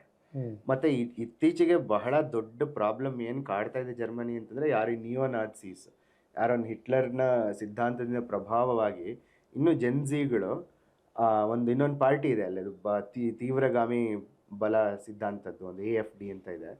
ಅವರಿಗೆ ಇವಾಗ 13% ವೋಟ್ ಬಂದು ಅವ್ರು ಇವಾಗ ಪಾರ್ಲಿಮೆಂಟಲ್ಲಿ ಕೂತಿದ್ದಾರೆ. They have a seat. ಅಂದ್ರೆ ಅವ್ರನ್ನ ಜನರಲ್ ಆಗಿ ಅವ್ರ ಎಕ್ಸ್ಟ್ರೀಮಿಸ್ಟ್ ಆರ್ಗನೈಸೇಷನ್ ಅಂತ ಕ್ಲಾಸಿಫೈ ಮಾಡಾಗಿದೆ. ಮಾಡಿದ ಮೇಲೂ ಅವರು ಪಾರ್ಲಿಮೆಂಟ್ ಅಲ್ಲಿ ಕೂತಿದ್ದಾರೆ. ಸೊ ಈ ಇದ್ರ ಬಗ್ಗೆ ರೈಸ್ ಆಫ್ ಫ್ಯಾಷಿಸಮ್ ಅನ್ನೋ ರೀತಿ ಬಹಳ ನಾನ್ ಫಿಕ್ಷನ್ ಬರ್ತಿದೆ. ಈಸ್ಟ್ ವರ್ಸಸ್ ವೆಸ್ಟ್ ಅದೊಂದು ಹೇಳ್ದೆ. ಸೊ ಇವು ಮುಖ್ಯ ಥೀಮ್ಸ್. ಇನ್ನು ಕೆಲವು ಫೆಮಿನಿಸ್ಟ್ ಆಥರ್ಸ್ ಬಹಳ ಜನ ಇದ್ದಾರೆ. ಅವರು ಈಗ ಪ್ರಸ್ತುತ ವರ್ತಮಾನ ತಗೊಂಡು ಅವ್ರದ್ದೊಂದು ಟೇಕ್ಸ್ ತಗೊಂಡು ಆ ರೀತಿ ನಾನ್ ಫಿಕ್ಷನ್ ಬಹಳ ಬರುತ್ತೆ. ಈಗ ನಮ್ಮಲ್ಲಿ ಕನ್ನಡ ಸಾಹಿತ್ಯದಲ್ಲಿ ಬಹಳ ಮೊದಲಿನಿಂದನೂ ಪೂರ್ವ ಪಶ್ಚಿಮದ ಮುಖಾಮುಖಿಯನ್ನು ಮೇಲಿನ ಮೇಲೆ ಚರ್ಚೆ. ನಿಮಗೆ ಎರಡು ಲೋಕ ನೋಡಿದ್ಮೇಲೆ ಏನು ಅನ್ನಿಸ್ತದೆ ಸಾಹಿತ್ಯ ವಿಷಯದಲ್ಲಿ? ಸಾಹಿತ್ಯ ವಿಷಯದಲ್ಲಿ treatment of literature, actually treatment of life in the literature. ಒಂದು ನಿಮಗೆ ಬಹಳ ಒಂದು ಇಂಡಿವಿಜುವಲಿಸಮ್ ಜರ್ಮನ್ ಸಾಹಿತ್ಯದಲ್ಲಿ ಎದ್ದು ಕಾಣುತ್ತೆ. ಅಂದರೆ ಅದು ನಾನೇ ಸೆಂಟ್ರಿಕ್. ಈಗ ಎಷ್ಟೊಂದು ಕಡೆ ನಾನು ಸೆಂಟ್ರಿಕ್ ಇರೋದು ಅಥವಾ ಒಳಗಡೆ ನೋಡ್ಕೊಳ್ದೇ ಇರೋ ಏನದು ವರ್ಕ್ ಅಲ್ಲ ಅಂದರೆ ಅದನ್ನು ನಾವೆಲ್ಲೇ ಅಲ್ಲ ಅನ್ನೋ ರೀತಿ ಹೇಳೋಷ್ಟು. ಈಗ ನಮ್ದ್ರಲ್ಲಿ ಬಹಳಷ್ಟು ಥರ್ಡ್ ಪರ್ಸನ್ ನೆರೇಟಿವ್ಸ್ ಇವೆ. ಯಾರೋ ಇದ್ಕೊಂಡು ಒಂದು ಕತೆ ಹೇಳೋದು. ಈಗ ಯಾವುದು ಶಿಕಾರಿನೇ ತಗೊಳ್ಳಿ. ಅಂದರೆ ಇವ್ರು ಥರ್ಡ್ ಪರ್ಸನ್ ಇದರಲ್ಲೇ ಹೇಳ್ತಾರೆ, ಅಂದರೆ ಅವ್ನ ಒಳಗೆ ಏನಾಗ್ತಿದೆ ಅಂತ. ಒಂದು ರೀತಿ ಇದರಲ್ಲಿ ಬಹಳಷ್ಟು ಜಾಸ್ತಿ ಸ್ಟ್ರೀಮ್ ಆಫ್ ಕಾನ್ಷಿಯಸ್ನೆಸ್, ಪ್ರಜ್ಞಾ ಪ್ರವಾಹದೆಲ್ಲ ಜಾಸ್ತಿ ಕಾಣಿಸುತ್ತೆ ನನಗೆ ಜರ್ಮನ್ ಲಿಟ್ರೇಚರಲ್ಲಿ, which I think is a result of the individualistic way of thinking. But ಅಲ್ಲಿ ತುಂಬ ಫಿಲಾಸಫಿಕಲ್ ಸ್ಕೂಲ್ಸ್ ಎಲ್ಲ ಬಂತಲ್ಲ, ಅದರ ಇನ್ಫ್ಲೂಯೆನ್ಸ್ ಲಿಟ್ರೇಚರ್ ಮೇಲೆ ತುಂಬ ಆಗಿದೆಯಾ? ಇರೋದು ಸರ್. ಈಗ ಈಗಿಂದ ನಾನು ಹೊಸದಾಗಿ ತಲೆಮಾರಿಗೆ ಹುಟ್ಟುಮಚ್ಚೆ ಕಾದಂಬರಿನೂ ಸೇರಿಸಿದ ಹಾಗೆ ಎಕ್ಸಿಸ್ಟೆನ್ಷಿಯಲಿಸಮ್ ಪ್ರಭಾವ ಕಾಣಿಸುತ್ತೆ ಅದರಲ್ಲಿ ಮುಖ್ಯವಾಗಿ. ಇವನು ಕಾಫ್ಕಾ ಕಾಮು ಅವರ ಎಕ್ಸಿಸ್ಟೆನ್ಷಿಯಲಿಸಮ್. ನೀಚೆದು ನನಗೆ ಈ ಯುವ ಜರ್ಮನ್ ರೈಟರ್ಸ್ ಡಿಸ್ಕಸ್ ಮಾಡಿದ್ದು ನನ್ನ ಕಿವಿಗೆ ಬಿದ್ದಿಲ್ಲ. ಅಂದರೆ ನಂದು ಸೀಮಿತ ಅಂತಾನೆ ಹೇಳ್ತೀನಿ. ಆದರೆ ಕಾಫ್ಕಾನ ಡಿಸ್ಕಸ್ ಮಾಡಿದಷ್ಟು ನೀಚೆಯನ್ನು ಡಿಸ್ಕಸ್ ಮಾಡೋದು ನಾನು ಕೇಳಿಲ್ಲ ಇವತ್ತಿಗೆ. ಈಗ ನೀವು ಫಸ್ಟ್ ನಾವೆಲ್ ನನ್ನ ತಂಗಿ ಈಡ ಚೂಸ್ ಮಾಡಿದ್ರಲ್ಲ, ಅದನ್ನ ಆಯ್ಕೆ ಮಾಡಲಿಕ್ಕೆ ಏನು ಕಾರಣ ಇತ್ತು? ಅದು ಮೊದಲನೇ ಕಾದಂಬರಿ ಆಗಿದ್ರಿಂದ ಲೇಖಕಿದು ಮೊದಲು, ನಂದು ಮೊದಲು, ನೇರ ಜರ್ಮನಿಂದ ಕನ್ನಡಕ್ಕೆ ಬಂದಿರೋದು ಮೊದಲು, ಎಲ್ಲ ಮೊದಲುಗಳು. ಕನ್ನಡದ ಓದುಗರಿಗೆ ಒಂದು ರಿಲೇಟಬಲ್ ಹುಕ್ ಬೇಕು ಅಂತ ನನಗೆ ಅನಿಸಿತ್ತು. ಅಂದರೆ ಈಗ ನಮ್ಮ ಆಯ್ಕೆ ಮಾಡೋ ಉದ್ದೇಶ ಇದ್ದಿದ್ದು ಜರ್ಮನಿಯ ಸಮಾಜನ ಕನ್ನಡಕ್ಕೆ ತೋರಿಸ್ಕೊಡೋದು ಅಥವಾ ಅಲ್ಲಿಂದ ದಿನವಹಿ ಚಟುವಟಿಕೆಗಳನ್ನು ಕನ್ನಡದಲ್ಲಿ ಹೇಳೋದು. ಯಾವ ಕೃತಿ ಅದನ್ನು ಚೆನ್ನಾಗಿ ಬಿಂಬಿಸುತ್ತೆ, ಸಮಕಾಲೀನ ಆದಷ್ಟು 2-3 ವರ್ಷಗಳು ಆದಷ್ಟು ಒಂದು ಮಹಿಳಾ ಲೇಖಕಿ ತಗೋಬೇಕು ಅನ್ನೋ ರೀತಿ ಒಂದು ಸೆಟ್ ಮಾಡಿಕೊಂಡು ಹೋಗಿದ್ದು. ಅದರಲ್ಲಿ ಈಡಾದಲ್ಲಿ ಏನು ಬರುತ್ತೆ ಅಂದರೆ ನಿಮಗೆ ಅಕ್ಕ ತಂಗಿ ಸಂಬಂಧ ಗಾಢವಾಗಿದೆ. ಅದು ಸ್ವಲ್ಪ ಯೂನಿವರ್ಸಲ್. ಅದು ಕನ್ನಡದವ್ರಿಗೂ ಎಲ್ಲರಿಗೂ ಅದು ಸ್ವಲ್ಪ ರಿಲೇಟ್ ಆಗುತ್ತೆ. ಸೊ ಒಂದು ರಿಲೇಟಬಲ್ ಹುಕ್ ಇಟ್ಕೊಂಡು ಅದ್ರ ಸುತ್ತ ಒಂದು ಹೊಸ ಕಾಂಟೆಕ್ಸ್ಟ್ ನೇಯ್ದ್ರೆ ಅದು ಓದುಗರಿಗೆ ಒಂದು ರೀತಿ ಅನುವಾದಕ್ಕೆ ತೆರ್ಕೊಳ್ಳೋಕ್ಕೆ ಸುಲಭ ಆಗತ್ತೆ ಅನ್ನೋ ರೀತಿ ನನ್ನ ತಂಗಿ ಈಡ ಮಾಡಿದ್ದು. ಇದು ಹುಟ್ಟುಮಚ್ಚೆ ಕಾದಂಬರಿನ ಅವರು ಗ್ಯೋತೆ ಇನ್ಸ್ಟಿಟ್ಯೂಟ್ ಅವ್ರು ಸಜೆಸ್ಟ್ ಮಾಡಿದ್ದು ನನಗೆ. ಅದನ್ನು ನನ್ನ ತಂಗಿ ಈಡನ್ನು ಗೈಡ್ನವ್ರು ಮಾಡಿರಲಿಲ್ಲ. ಇಲ್ಲ, ಅದು ನಂದೇ ಆಯ್ಕೆ. ಅದು ಪುಸ್ತಕ ಬಿಡುಗಡೆ ಆಗಿ ಸುಮಾರು ಒಂದು 2 ತಿಂಗಳ ಒಳಗಡೆನೆ ನಾನು ಆಯ್ಕೆ ಮಾಡಿ ಕಾಂಟ್ರಾಕ್ಟ್ ಎಲ್ಲ ಸೈನ್ ಮಾಡಿ ಆಗೋಗಿತ್ತು ಇವರು ಚಂದ ಪುಸ್ತಕದ ಜೊತೆ. ಅದು ಆ ನಾವೆಲ್ ಯಾವ ಪರಿ ಬೆಸ್ಟ್ ಸೆಲ್ಲರ್ ಆಯ್ತು ಅಂದ್ರೆ ಅದು ಯಾರು ಅವಾಗ ಗೊತ್ತೇ ಇರಲಿಲ್ಲ ಸರ್. ಆಗಿನ ಟೈಮಲ್ಲಿ ಆತರಿಗೆ ಇನ್ಸ್ಟಾಗ್ರಾಮಲ್ಲಿ ನನಗಿಂತ ಕಡಿಮೆ ಫಾಲೋವರ್ಸ್ ಇದ್ರು. ಅವರು ಒಂದು ರೀತಿ ಸೂಪರ್ ಸ್ಟಾರ್ ಆಗೋಗಿದ್ದಾರೆ ಇವಾಗಂತೂ. ಅವರು ರೀಡಿಂಗ್ ಎಲ್ಲ ಸ್ಟೇಡಿಯಂಗಳಲ್ಲಿ ಮಾಡ್ತಾರೆ ಸರ್, ಅಷ್ಟು ದೊಡ್ಡ ಸ್ಟಾರ್ ಆಗಿದ್ದಾರೆ. ಬಟ್ ಸ್ಟೇಡಿಯಂಗಳಲ್ಲಿ ರೀಡಿಂಗ್ ಮಾಡುವ ಕಲ್ಚರು ತುಂಬ ಇದೆಯಾ ಅಲ್ಲಿ? ಇಲ್ಲ, ಇದು ನನಗೆ ಹೋಗ್ತಾ ಗೊತ್ತಾಯ್ತು. ನಾನು what I chose is an exception, not a norm. ನಾನೇನು ಅನ್ಕೊಂಡ್ಬಿಟ್ಟಿದ್ದೆ ಎಲ್ಲ ಈ ರೀತಿ 2 ಲಕ್ಷ 3 ಲಕ್ಷ ಪ್ರತಿಗಳು ಖರ್ಚಾಗ್ತವೆ ಜರ್ಮನಲ್ಲಿ. ಹಾಗಲ್ಲ, ಇದು ನನ್ನ ತಂಗಿ ಇರೋ ಒಂದು ಸ್ಪೆಷಲ್ ಕೇಸ್. ಅದೆಲ್ಲ ರೀತಿಯಲ್ಲೂ ಸ್ಪೆಷಲ್ ಕೇಸ್ ಆಗೋಯ್ತು. ಅದು ಕನ್ನಡಕ್ಕೆ ಬಂದಿದ್ದರಿಂದ ಹಿಡಿದು ಜರ್ಮನಿಯಲ್ಲೂ ಅದು ತುಂಬಾ ದೊಡ್ಡದಾಗುತ್ತೆ. ಇಂಗ್ಲಿಷ್ ಬರೋದಕ್ಕಿಂತ ಮುಂಚೆನೆ ಕನ್ನಡ ಇಂಗ್ಲಿಷ್ ಬಂದಿಲ್ಲ, ಈಗೂ ಬಂದಿಲ್ಲ. ಮೊದಲು ನನಗೆ ತಿಳಿದಿರೋಂಗೆ ಇಟಾಲಿಯನ್ ಮತ್ತೆ ಕನ್ನಡ ಆಲ್ಮೋಸ್ಟ್ ಒಂದೇ ಸಮಯಕ್ಕೆ ಬಂತು, ಅಥವಾ ಇಟಾಲಿಯನ್ ಒಂಚೂರು ಮುಂಚೆ ಬಂದಿರ್ಬೋದೇನೋ. ಅದಾದ್ಮೇಲೆ ಬಹಳ ಅರಬ್ಬಿ, ಕೊರಿಯನ್ ಎಲ್ಲದರಲ್ಲೂ ಇದೆ ಇವಾಗ ಅದು. ಈಗ ನನಗೆ ನಿಮ್ಮ ಕೈಗೆ ನನ್ನ ತಂಗಿ ಸಿಕ್ಕದ್ದು ಹೇಗೆ? ಅದರಲ್ಲಿ ಒಂದು ಇದು ಒಳ್ಳೆ ಇದ್ರ ಬಗ್ಗೆ ಮಾತಾಡಬೇಕು. newbooksingerman.com ಅಂತ ಒಂದು ವೆಬ್ಸೈಟ್ ಇದೆ. ಅದರಲ್ಲಿ ಗೋಯತೆ ಇನ್ಸ್ಟಿಟ್ಯೂಟ್ ಸೇರಿದ ಹಾಗೆ ಎಲ್ಲ ಇವರು ಆಸ್ಟ್ರಿಯನ್ ಗೌರ್ಮೆಂಟು, ಸ್ವಿಸ್ ಗೌರ್ಮೆಂಟ್, ಯಾರ್ಯಾರು ಜರ್ಮನ್ ಭಾಷಿಕ ಪ್ರದೇಶಗಳಿವೆಯೋ ಅವರೆಲ್ಲರೂ ಸೇರಿಕೊಂಡು ಈ ವೆಬ್ಸೈಟ್ನ ಮೇಂಟೈನ್ ಮಾಡ್ತಾರೆ. ಅದರಲ್ಲಿ ಒಂದು ಆಯ್ಕೆ ಪ್ರಕ್ರಿಯೆ ಇರುತ್ತೆ. ಇವರು ಯಾವುದೋ ಹೊಸ ಪುಸ್ತಕ ಆದ ತಕ್ಷಣ ಅದಕ್ಕೆ ಕಳಿಸ್ಬೇಕು. ಅವರು ಅದು ಇಂಟರ್ನ್ಯಾಷನಲ್ ಆಡಿಯನ್ಸ್ಗೆ, ಅಂದರೆ ಮುಖ್ಯವಾಗಿ ಇಂಗ್ಲೀಷ್ ಆಡಿಯನ್ಸ್ಗೆ ಇದು ಸರಿ ಹೊಂದುತ್ತಾ ಅಂತ ನೋಡಿಬಿಟ್ಟು ಅದಕ್ಕೆ ಒಂದು ಫಂಡಿಂಗ್ ಇನ್ಫಾರ್ಮೇಷನ್ ಒಂದು 10 ಪೇಜ್ ಇಂಗ್ಲೀಷಿಗೆ ಟ್ರಾನ್ಸ್ಲೇಟ್ ಮಾಡಿ ಸಮರಿ ಇಂಗ್ಲೀಷಲ್ಲಿ ಮಾಡಿ ಹಾಕ್ತಾರೆ. ಉದ್ದೇಶ ಏನು ಅಂತಂದರೆ ಅದನ್ನು ನಾವು ಪಬ್ಲಿಷರಿಗೆ ಡೈರೆಕ್ಟಾಗಿ ಆ ಲಿಂಕ್ ಕಳಿಸ್ಬಿಡ್ಬೋದು. ಇಲ್ಲಾಂದರೆ ನಾನು ಅವ್ರಿಗೆ ಒಂದು 10 ಪೇಜ್ ಅನುವಾದ ಮಾಡಿ ಕಳಿಸ್ಬೇಕಲ್ಲ. ಈಗ ಇಂಗ್ಲೀಷ್ ಬರೋ ಪಬ್ಲಿಷರ್ಸ್ ಆದರೆ ಓದ್ಕೊಂಡ್ಬಿಡ್ತಾರೆ. ಸೊ ನನ್ನ ಮೊದಲ ಹುಡುಕಾಟ ತೊಡಗೋದು ಈ ವೆಬ್ಸೈಟಿಂದಾನೆ. ಹೊಸದು ಏನು ಬರ್ತಾ ಇರುತ್ತೆ ನಾನು ಆವಾಗಲಾಗಲೂ ಕಂಡಿಟ್ಟಿರ್ತೀನಿ. ಈ ರೀತಿ ಒಂದು ರಿಸೋರ್ಸ್ ಅನುವಾದಕರಿಗೆ ಬಹಳ ಇಂಪಾರ್ಟೆಂಟ್ ಅಂತ ಕಾಣುತ್ತೆ. ಒಂದು ಕಥಾವಸ್ತು ನಿಮಗೆ ಅದು ಒಂದೇ ಅಲ್ಲದೆ ಫಂಡಿಂಗ್ ಇನ್ಫಾರ್ಮೇಷನ್ ಏನು ಅಂತಲೂ ಅದ್ರ ಹಿಂದೆ ಇರುತ್ತೆ. ಯಾರು ಫಂಡ್ ಮಾಡ್ತಾರೆ, ಯಾರನ್ನು ಕಾಂಟ್ಯಾಕ್ಟ್ ಮಾಡಬೇಕು. ಈಗ ನಮಗೆ ಅದಕ್ಕೊಂದು ರಿವ್ಯೂಗೆ ಪ್ರತಿ ಬೇಕು ಅಂತಂದರೆ ಯಾರನ್ನು ಕಾಂಟ್ಯಾಕ್ಟ್ ಮಾಡಬೇಕು, ಆ ರೀತಿ ಎಲ್ಲ ಇನ್ಫಾರ್ಮೇಷನ್ ಇರುತ್ತೆ. ಸೊ ನನಗೆ ಈಡಾ ಪುಸ್ತಕ ಸಿಕ್ಕಿದ್ದು ಅಲ್ಲೇ ಮೊದಲಿಗೆ. ಬಟ್ ಅದನ್ನ ಈಡಾ ಓದಿದ ಮೇಲೆ ಅನುವಾದಕ್ಕೆ ತಗೊಂಡದ್ದು. ಈಡಾದ ನಾನು ಮೊದಲು ಒಂದು 15 ಪ್ರಿವ್ಯೂ ಇತ್ತು. ಒಂದು ಪ್ರಿವ್ಯೂ ಒಂದು 20 ಪುಟ ಬಿಡ್ತಾರೆ ಇದರಲ್ಲಿ ಪಬ್ಲಿಷರ್ ವೆಬ್ಸೈಟಲ್ಲಿ. ಅದನ್ನು ಓದಿದೆ, ನನಗೆ ಇಷ್ಟ ಆಯಿತು ಪ್ರಿವ್ಯೂ. ನಾನು ಇವ್ರಿಗೆ ಹೊಸದೇನವ್ರಿಗೆ ಹೇಳ್ದೆ, ನೋಡಿ ಇದಿದೆ, ನಾನು ಈ ಥರ ಆಯ್ಕೆ ಮಾಡ್ಕೊಳ್ಳೋ ಅಂತಿದ್ದೀನಿ. ಆದರೆ ಅದು ಹೊರಗೆ ಬಂದ ಮೇಲೆ ನಾನು ಪೂರ್ತಿ ಓದಿ ನಿರ್ಧಾರ ತಿಳಿಸ್ತೀನಿ. ಅದನ್ನು ರಿಲೀಸ್ ಆಗೋಕ್ಕಿಂತ ಮುಂಚೆನೇ ಸೆಲೆಕ್ಟ್ ಮಾಡ್ಕೊಂಡಿದ್ವಿ. ನನಗೆ ಓಕೆ ಗೋ ಅಹೆಡ್ ಅನ್ನೋ ಥರ. ಬಟ್ ಏನೇ ಅಂದರೂ ನನ್ನ ಅಂತಿಮ ನಿರ್ಧಾರ ಒಂದು ಬಾರಿ ಓದಿದ ಮೇಲೇ ತೊಗೊಳಕ್ಕಾಗಲ್ಲ. ಹೇಳೋಕ್ಕಾಗಲ್ಲ ಸರ್, ಲಾಸ್ಟ್ ಒಂದು ಇದರಲ್ಲಿ ಏನೋ ಒಂದು ಆಗ್ಬಿಡ್ಬೋದು, ನಮ್ಗೆ ಇಷ್ಟ ಆಗದೆ ಇರ್ಬೋದು. ಈ ಈಡಾದ ಪಬ್ಲಿಕೇಶನ್ಗೆ ಆಮೇಲೆ ಗೈಟನ್ ಅವ್ರು ಹೆಲ್ಪ್ ಮಾಡಿದ್ರು ಇಲ್ಲ? ಅವರು ಅದಕ್ಕೆ ಯಾವ್ದು ರೈಟ್ಸ್ ತಗೊಳ್ಳೋದಕ್ಕೆ ಫಂಡ್ ಮಾಡ್ತಾರೆ. ಮತ್ತೆ ಪಬ್ಲಿಕೇಶನ್ಗೆ ಒಂದು ಪರ್ಸೆಂಟೇಜ್ ಮಾಡ್ತಾರೆ. ಅದೆಲ್ಲ ಅವ್ರದ್ದು ಗೋಟೆ ಟ್ರಾನ್ಸ್ಲೇಷನ್ ಫಂಡಿಂಗ್ ಅಂತ ಗೂಗಲಲ್ಲಿ ಹುಡುಕಿದ್ರೆ ಅದು ಬರುತ್ತೆ. ಅದು ಪಬ್ಲಿಷರ್ಸ್ ಅಪ್ಲೈ ಮಾಡಬೇಕು ಅದಕ್ಕೆ, ನಾಟ್ ಇಂಡಿವಿಜುವಲ್ ಟ್ರಾನ್ಸ್ಲೇಟರ್ಸ್.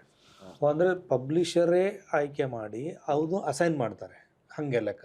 ಅಂದರೆ ಈಗ ಆಯ್ಕೆ ನಂದಾರು ಆಗಿರ್ಬೋದು, publisher what ever it may be, publisher ನನ್ನ ಹೆಸರಲ್ಲಿ, ಅಂದರೆ ಅವ್ರ ಕಾಂಟ್ರಾಕ್ಟ್ ನನ್ನ ಜೊತೆ ಕಾಂಟ್ರಾಕ್ಟ್ ಮಾಡ್ಕೋತಾರಲ್ಲ, ಆ ಅಪ್ಲಿಕೇಶನಲ್ಲಿ ಇಂಥವನು ಟ್ರಾನ್ಸ್ಲೇಟ್ ಮಾಡ್ತಿದ್ದಾನೆ ಇದು ಅಂದ್ಬಿಟ್ಟು ಗೌತೇನವ್ರಿಗೆ ಅಪ್ಲೈ ಮಾಡ್ತಾರೆ.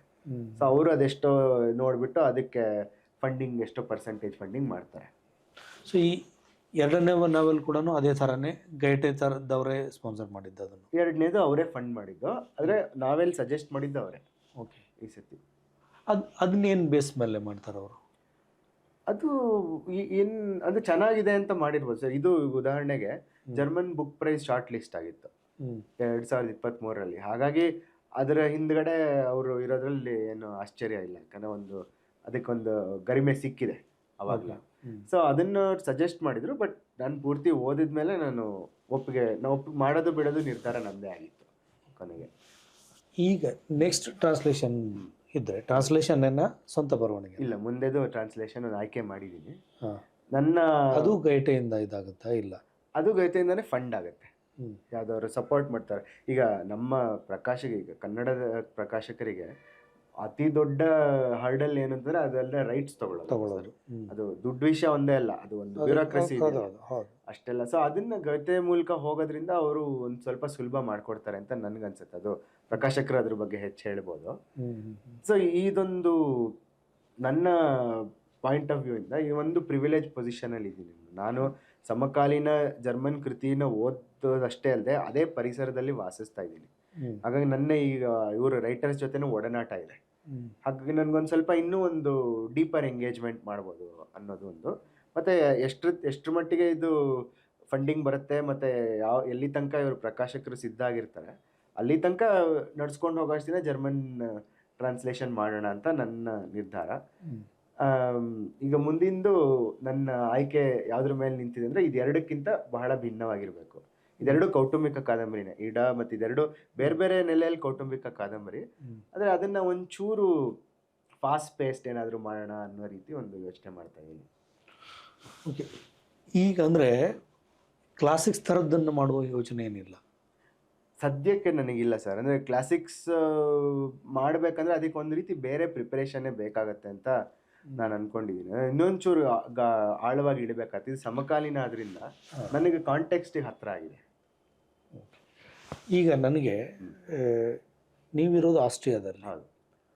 ಈ ಜರ್ಮನ್, ಆಸ್ಟ್ರಿಯಾ, ಅದರ ಮತ್ತು ಜರ್ಮನಿ, ಆ ಜರ್ಮನಿ ಮಾತನಾಡುವ ಆ ಕಲ್ಚರ್ ಬಗ್ಗೆ ನನಗೆ ಒಂದಿಷ್ಟು ವಿವರಿಸಿ.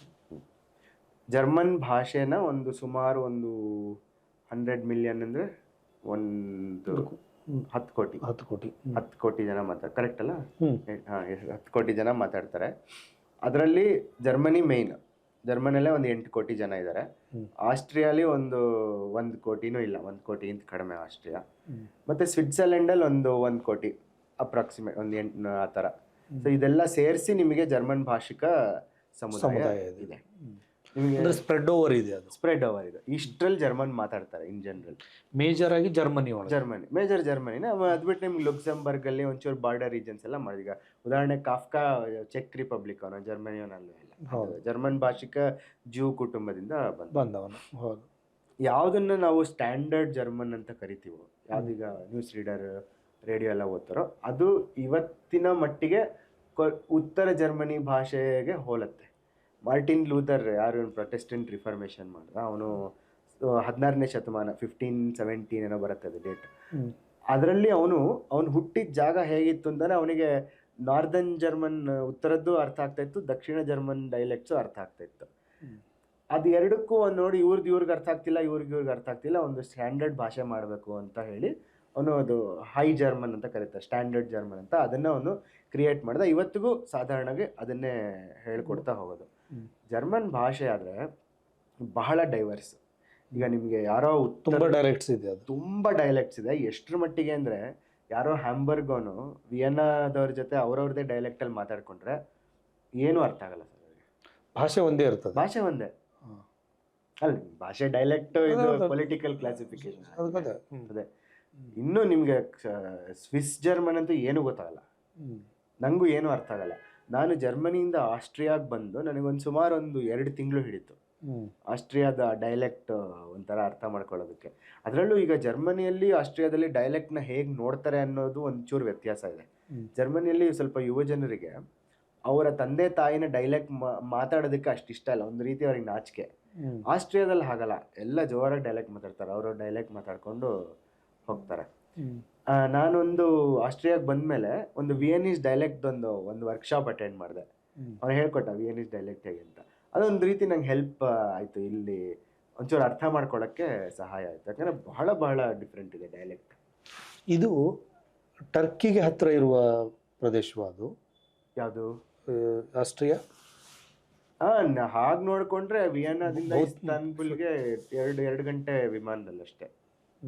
ಇಲ್ಲಿಂದ ದಿಲ್ಲಿಗಿಂತ ಹತ್ರ, ಬೆಂಗಳೂರು ದಿಲ್ಲಿಗಿಂತ ವಿಯನ್ನ ಇಸ್ತಾನ್ಬುಲ್ ಹತ್ರ. ಈಗ ಐತಿಹಾಸಿಕವಾಗೂ ಯಾರು ಇವನು 1683ರಲ್ಲಿ ಇವರು ಓಸ್ಮಾನ್ರು ವಿಯನ್ನ ಮೇಲೆ 2 ಸತಿ ದಂಡೆ ಎತ್ತು ಬಂದಿದ್ದಾರೆ. ಸೊ ಅಂದರೆ ದಂಡೆ ಮಾಡಿ ಹಂಗೇರಿ ಇಲ್ಲೆಲ್ಲ ಬಂದು ಹೋಗೋಷ್ಟು ಹತ್ರ ಅನ್ನೋ ರೀತಿ. ಆದರೆ ಭಾಷಿಕವಾಗಿ ಹತ್ರ ಅಲ್ಲ.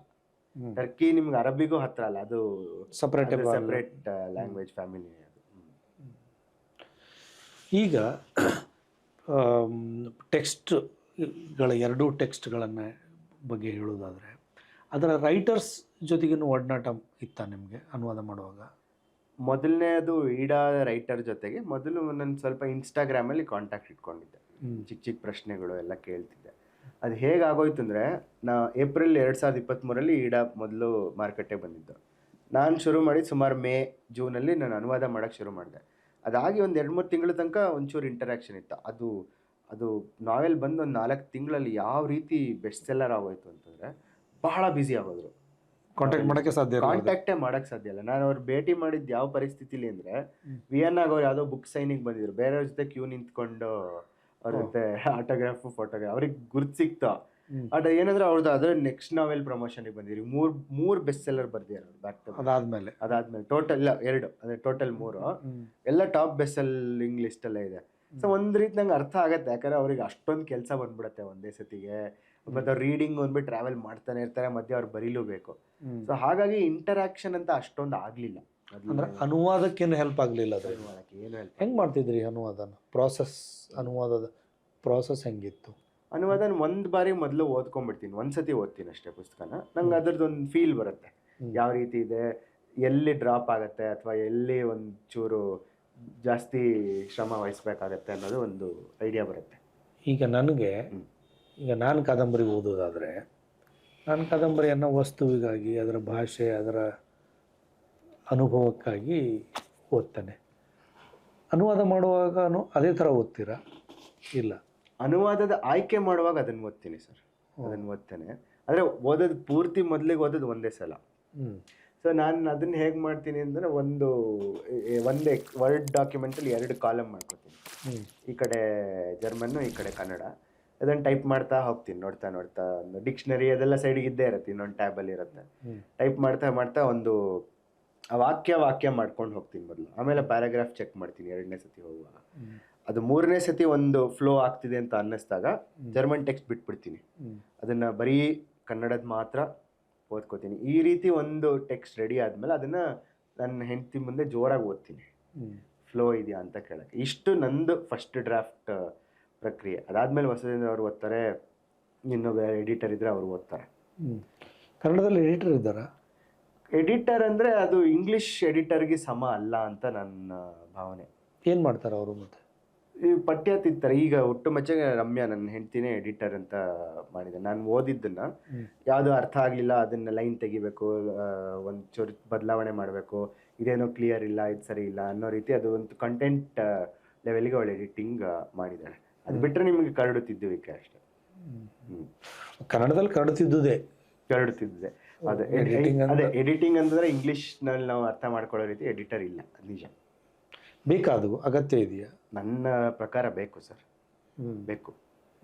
ಯಾಕಂದರೆ ನಾವು ಬರ್ದಿರೋದ್ರ ಮೇಲೆ we can only do so much ಅಂತ ನನಗನ್ಸುತ್ತೆ. ನಾನು 10 ಸತಿ ತಿದ್ದರೂ ಅದು ನನ್ನ ಮನಸ್ಸೇ ಅದು ಕೆಲಸ ಮಾಡ್ತಿರೋದು. ಒಂದು ಫ್ರೆಶ್ ಪೇರ್ ಆಫ್ ಐಸ್ ಬೇಕು ಅಂತ ನನಗನ್ಸುತ್ತೆ. ಬಟ್ ಯಾಕಿಲ್ಲ ಅನ್ನಿಸ್ತದೆ? ಇಲ್ಲದೆ ಇರೋದಕ್ಕೆ ಏನು ಕಾರಣ ಅಂತ ಅನಿಸುತ್ತೆ? ಒಂದು ಅದು ಬಜೆಟ್ರಿ ಕನ್ಸ್ಟೆಂಟ್ಸ್ ಇರ್ಬೋದು, ಅದನ್ನು ನನಗೆ ಅಷ್ಟು ಖಡಾಖಂಡಿತವಾಗಿ ಹೇಳೋಕ್ಕಾಗಲ್ಲ. ಅದೊಂದು ಕಲ್ಚರ್ ಹಂಗಿರ್ಬೋದು ಸರ್, ಅಂದರೆ ಬಂದಿಲ್ಲ ಮುಂಚೆಯಿಂದ, ಯಾರು ಅದನ್ನು ಇಂಟ್ರೊಡ್ಯೂಸ್ ಮಾಡಿಸ್ಬೇಕು ಅಂತ ನಾನು ಅಂದ್ಕೊಳ್ಳೋದು. ಆದರೆ it is a welcome thing. ಆದರೆ ನನಗೆ ಬರೀ ಚಂದ ಪುಸ್ತಕ ಅವರ ಅನುಭವ ಇರೋದನ್ನ ಹೇಳ್ತೀನಿ. ಕೆಲವುದು ಬಹಳ ಕಠಿಣ ಇರ್ತವೆ. ನಾನು ಬೇರೆ ಅನುವಾದಕರ ಜೊತೆ ಮಾತಾಡಿದ್ದೀನಿ, ಎಲ್ಲ ಸುಮಾರು ಹೊಸ ಅನುವಾದಕರು ಬರ್ತಾರಲ್ಲ, ಅವ್ರು ಹೇಳಿದ್ರಿ ನಂಗೆ ಇದು ಸರಿ ಹೋಗಲಿಲ್ಲ ಅಂದ್ಬಿಟ್ಟು ಇನ್ನೊಬ್ಬರನ್ನ ಕರೆಸಿ ಒಂದು 2-3 ರೌಂಡ್ ಎಡಿಟ್ ಆಯಿತು ಅಂತೆಲ್ಲ ಹೇಳಿದ್ದಾರೆ ನನಗೆ. ಸೊ ಹಾಗಾಗಿ ಮಾಡಿಸ್ತಾರೆ. ನನ್ನ ಕೃತಿಗಳಿಗಾಗಿಲ್ಲ, ಬಟ್ ಬೇರೆಯವ್ರ ಕೃತಿಗಳಿಗೆ ಆಗಿದೆ ಅಂತ ಕೇಳಿದ್ದೀನಿ. ಬಟ್ ಅವ್ರು ಹೇಗೆ ಮಾಡ್ತಾರೆ, ಯಾವ ರೀತಿ ಮಾಡ್ತಾರೆ ಕನ್ನಡದಲ್ಲಿ ಹಾಂ ಅಂತ ನಾನು ಕೇಳಿರೋದು. ಈಗ ಈ ಹುಟ್ಟುಮಚ್ಚೆಯ ವಸ್ತು ನೀವಾಗಲೇ ಪ್ರಸ್ತಾಪ ಮಾಡಿದಂಗೆ ವಲಸೆಯೋತ್ತರ ಕಥೆಯನ್ನು ಹೇಳಿದೆ. ಮತ್ತೇನನ್ನು ಹೇಳ್ತದೆ ಅದು? What is the importance and significance of that book? ವಲಸೆಯೋತ್ತರ ಅನ್ನೋದು ಕಾಂಟೆಕ್ಸ್ಟ್ ಅಷ್ಟೇ. ಅದು ನಿಮಗೆ ಯಾರು ಬರೆದಿದ್ದಾರೆ, ಅದರ ಹಿನ್ನೆಲೆ ಏನಿದೆ ಅನ್ನೋದಕ್ಕೆ ಅದು ವಲಸೆಯೋತ್ತರ ಅನ್ನೋದು ಇಂಪಾರ್ಟೆಂಟ್ ಆಗುತ್ತೆ. ಅದು ಬಿಟ್ಟರೆ ಇದೊಂದು ಬಹಳ ಚೆನ್ನಾಗಿರೋ ಕೌಟುಂಬಿಕ ಕಾದಂಬರಿ ಸರ್ ಇದು. ಅಂದರೆ ಅವನು ಯಾರ್ಯಾರ ಬಗ್ಗೆ ಹೇಳ್ತಾನೆ ಅಂದರೆ ಒಂಚೂರು ಪರಿಚಯ ಮಾಡ್ತೀನಿ. ಅವನು ಆರ್ಧ ಅಂತ ಅವನು ಪ್ರೊಟ್ಯಾಗನಿಸ್ಟ್ ಹೆಸರು. ಇದನ್ನು ಅವರು ಆಥರ್ ಬಹಳ ಕಡೆ ಹೇಳ್ಕೊಂಡಿದ್ದಾರೆ. ಬಹಳಷ್ಟು ಆಟೋ ಫಿಕ್ಷನ್ ಇದು. ಅವರ ಜೀವನದ ಘಟನೆಗಳನ್ನು ಎಷ್ಟೊಂದು ತೆಗೆದು ಫಿಕ್ಷನಲೈಸ್ ಮಾಡಿದ್ದಾರೆ ಅನ್ನೋದು ರೀತಿ ಹೇಳ್ಕೊಂಡಿದ್ದಾರೆ ಇಂಟರ್ವ್ಯೂಸಲ್ಲಿ. ಈ ಆಥರ್ ಜೊತೆ ಒಡನಾಟನೂ ಬಹಳ ಚೆನ್ನಾಗಿತ್ತು, ಅದನ್ನು ಹೇಳ್ತೀನಿ ಮುಂದೆ. ಆರ್ಧ ಅನ್ನೋನು ಒಂದು ಆಸ್ಪತ್ರೆ ICU ವಾರ್ಡಲ್ಲಿ ಮಲಗಿದ್ದಾನೆ. ಅವನು ನೋಡ್ದಲೇ ಇರೋ ತಂದೆಗೆ ಒಂದು ಪುಸ್ತಕದ ರೀತಿಲಿ ಒಂದು ಬರೆದಿರ್ತಾ ಇದ್ದಾನೆ ಅವನ ಜೀವನದ್ದು. ಅವನನ್ನ ಭೇಟಿ ಸಮಯಕ್ಕೆ ಅವರ ತಾಯಿ ಬರ್ತಾಳೆ ಅಥವಾ ಅವರ ಅಕ್ಕ ಬರ್ತಾಳೆ. ಆ ತಾಯಿ ಅಕ್ಕ ಜಗಳ ಆಡ್ಕೊಂಡು ಒಂದು 10 ವರ್ಷ ಆಗೋಗಿರುತ್ತೆ. ಅವರೊಬ್ಬರು ಒಬ್ಬರು ನೋಡೋದಕ್ಕೂ ಇಷ್ಟ ಇರಲ್ಲ, ಹಾಗಾಗಿ ಬೇರೆ ಬೇರೆಯಾಗಿ ಬರ್ತಾರೆ. ಸೊ ಇವನು ಏನು ಮಾಡ್ತಾನೆ, ಅವ್ರ ತಾಯಿ ಬಂದಾಗ ಒಂದು ಕತೆ ಕೇಳ್ತಾನೆ, ನೀನು ಮುಂಚಿನ ದಿನಗಳು ಹೇಗಿತ್ತು, ನೀನು ಜರ್ಮನಿಗೆ ಬಂದಿದ್ದ ದಿನದ ಬಗ್ಗೆ ಹೇಳು ಅಂತಲೂ ಆ ಥರ ಏನೋ ಒಂದು ಕೇಳಿದಾಗ ಅವಳು ನೆನ್ಸ್ಕೊಂಡು ಅಂತ ಶುರು ಮಾಡ್ತಾಳೆ. ಅದನ್ನ ಬರೀತಾನೆ.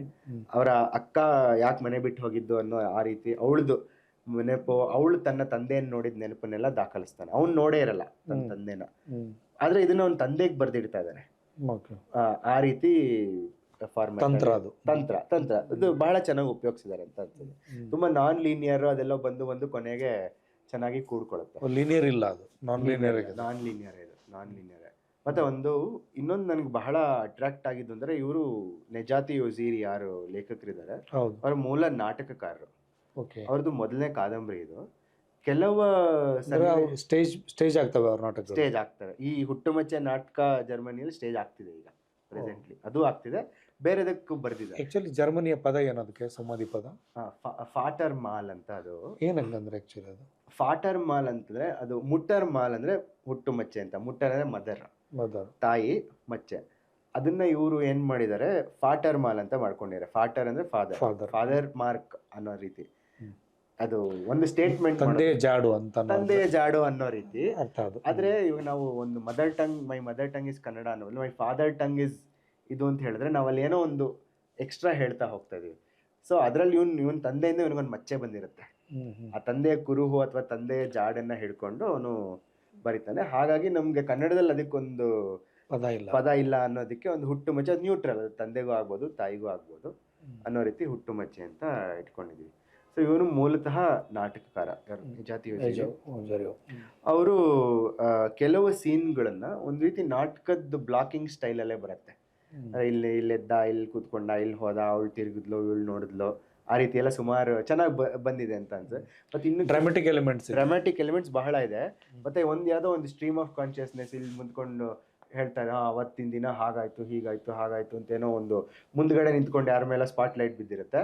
ಅದು ಸಡನ್ ಆಗಿ ಸ್ಪಾಟ್ ಲೈಟ್ ಬ್ಯಾಕ್ ಸ್ಟೇಜ್ ಹಿಂದ್ಗಡೆಗೆ ಹೋಗಿ ಅವ್ರು ಯಾರೋ ಅಲ್ಲಿಬ್ರು ಮಾತಾಡಕ್ ಶುರು ಮಾಡ್ತಾರೆ. ಆ ರೀತಿದೆಲ್ಲ ಒಂದಿಷ್ಟು ಡ್ರಾಮ್ಯಾಟಿಕ್ ವಿಜುವಲ್ ಎಲಿಮೆಂಟ್ಸ್ ಎಲ್ಲ ಬಹಳ, ಅಂದ್ರೆ ಅವರಲ್ಲಿರೋ ನಾಟಕಕಾರ ಕಾದಂಬರಿ ಪ್ರಕಾರದಲ್ಲೂ ಒಂದ್ ರೀತಿ ಎಕ್ಸ್ಪೆರಿಮೆಂಟ್ ಮಾಡಿದ್ದಾರೆ. ನಂಗೆ ಬಹಳ ಹಿಡಿಸ್ತದ ಈ ರೀತಿ ಎಲ್ಲ. ನನಗೆ ಅಭಿವ್ಯಕ್ತಿ ಕ್ರಮ ಸರ್ ಇದ್ರಲ್ಲಿ ಬಹಳ ಹಿಡಿಸಿದ್ದು. ಅಂದ್ರೆ ಕಾಂಟೆಕ್ಸ್ಟ್ ಹೊಸದು, ಅದೆಲ್ಲ ಹೊಸದು, ಬಟ್ ಬರ್ದಿರೋ ರೀತಿನೇ ಬಹಳ ಹತ್ತಿರವಾಗಿದೆ.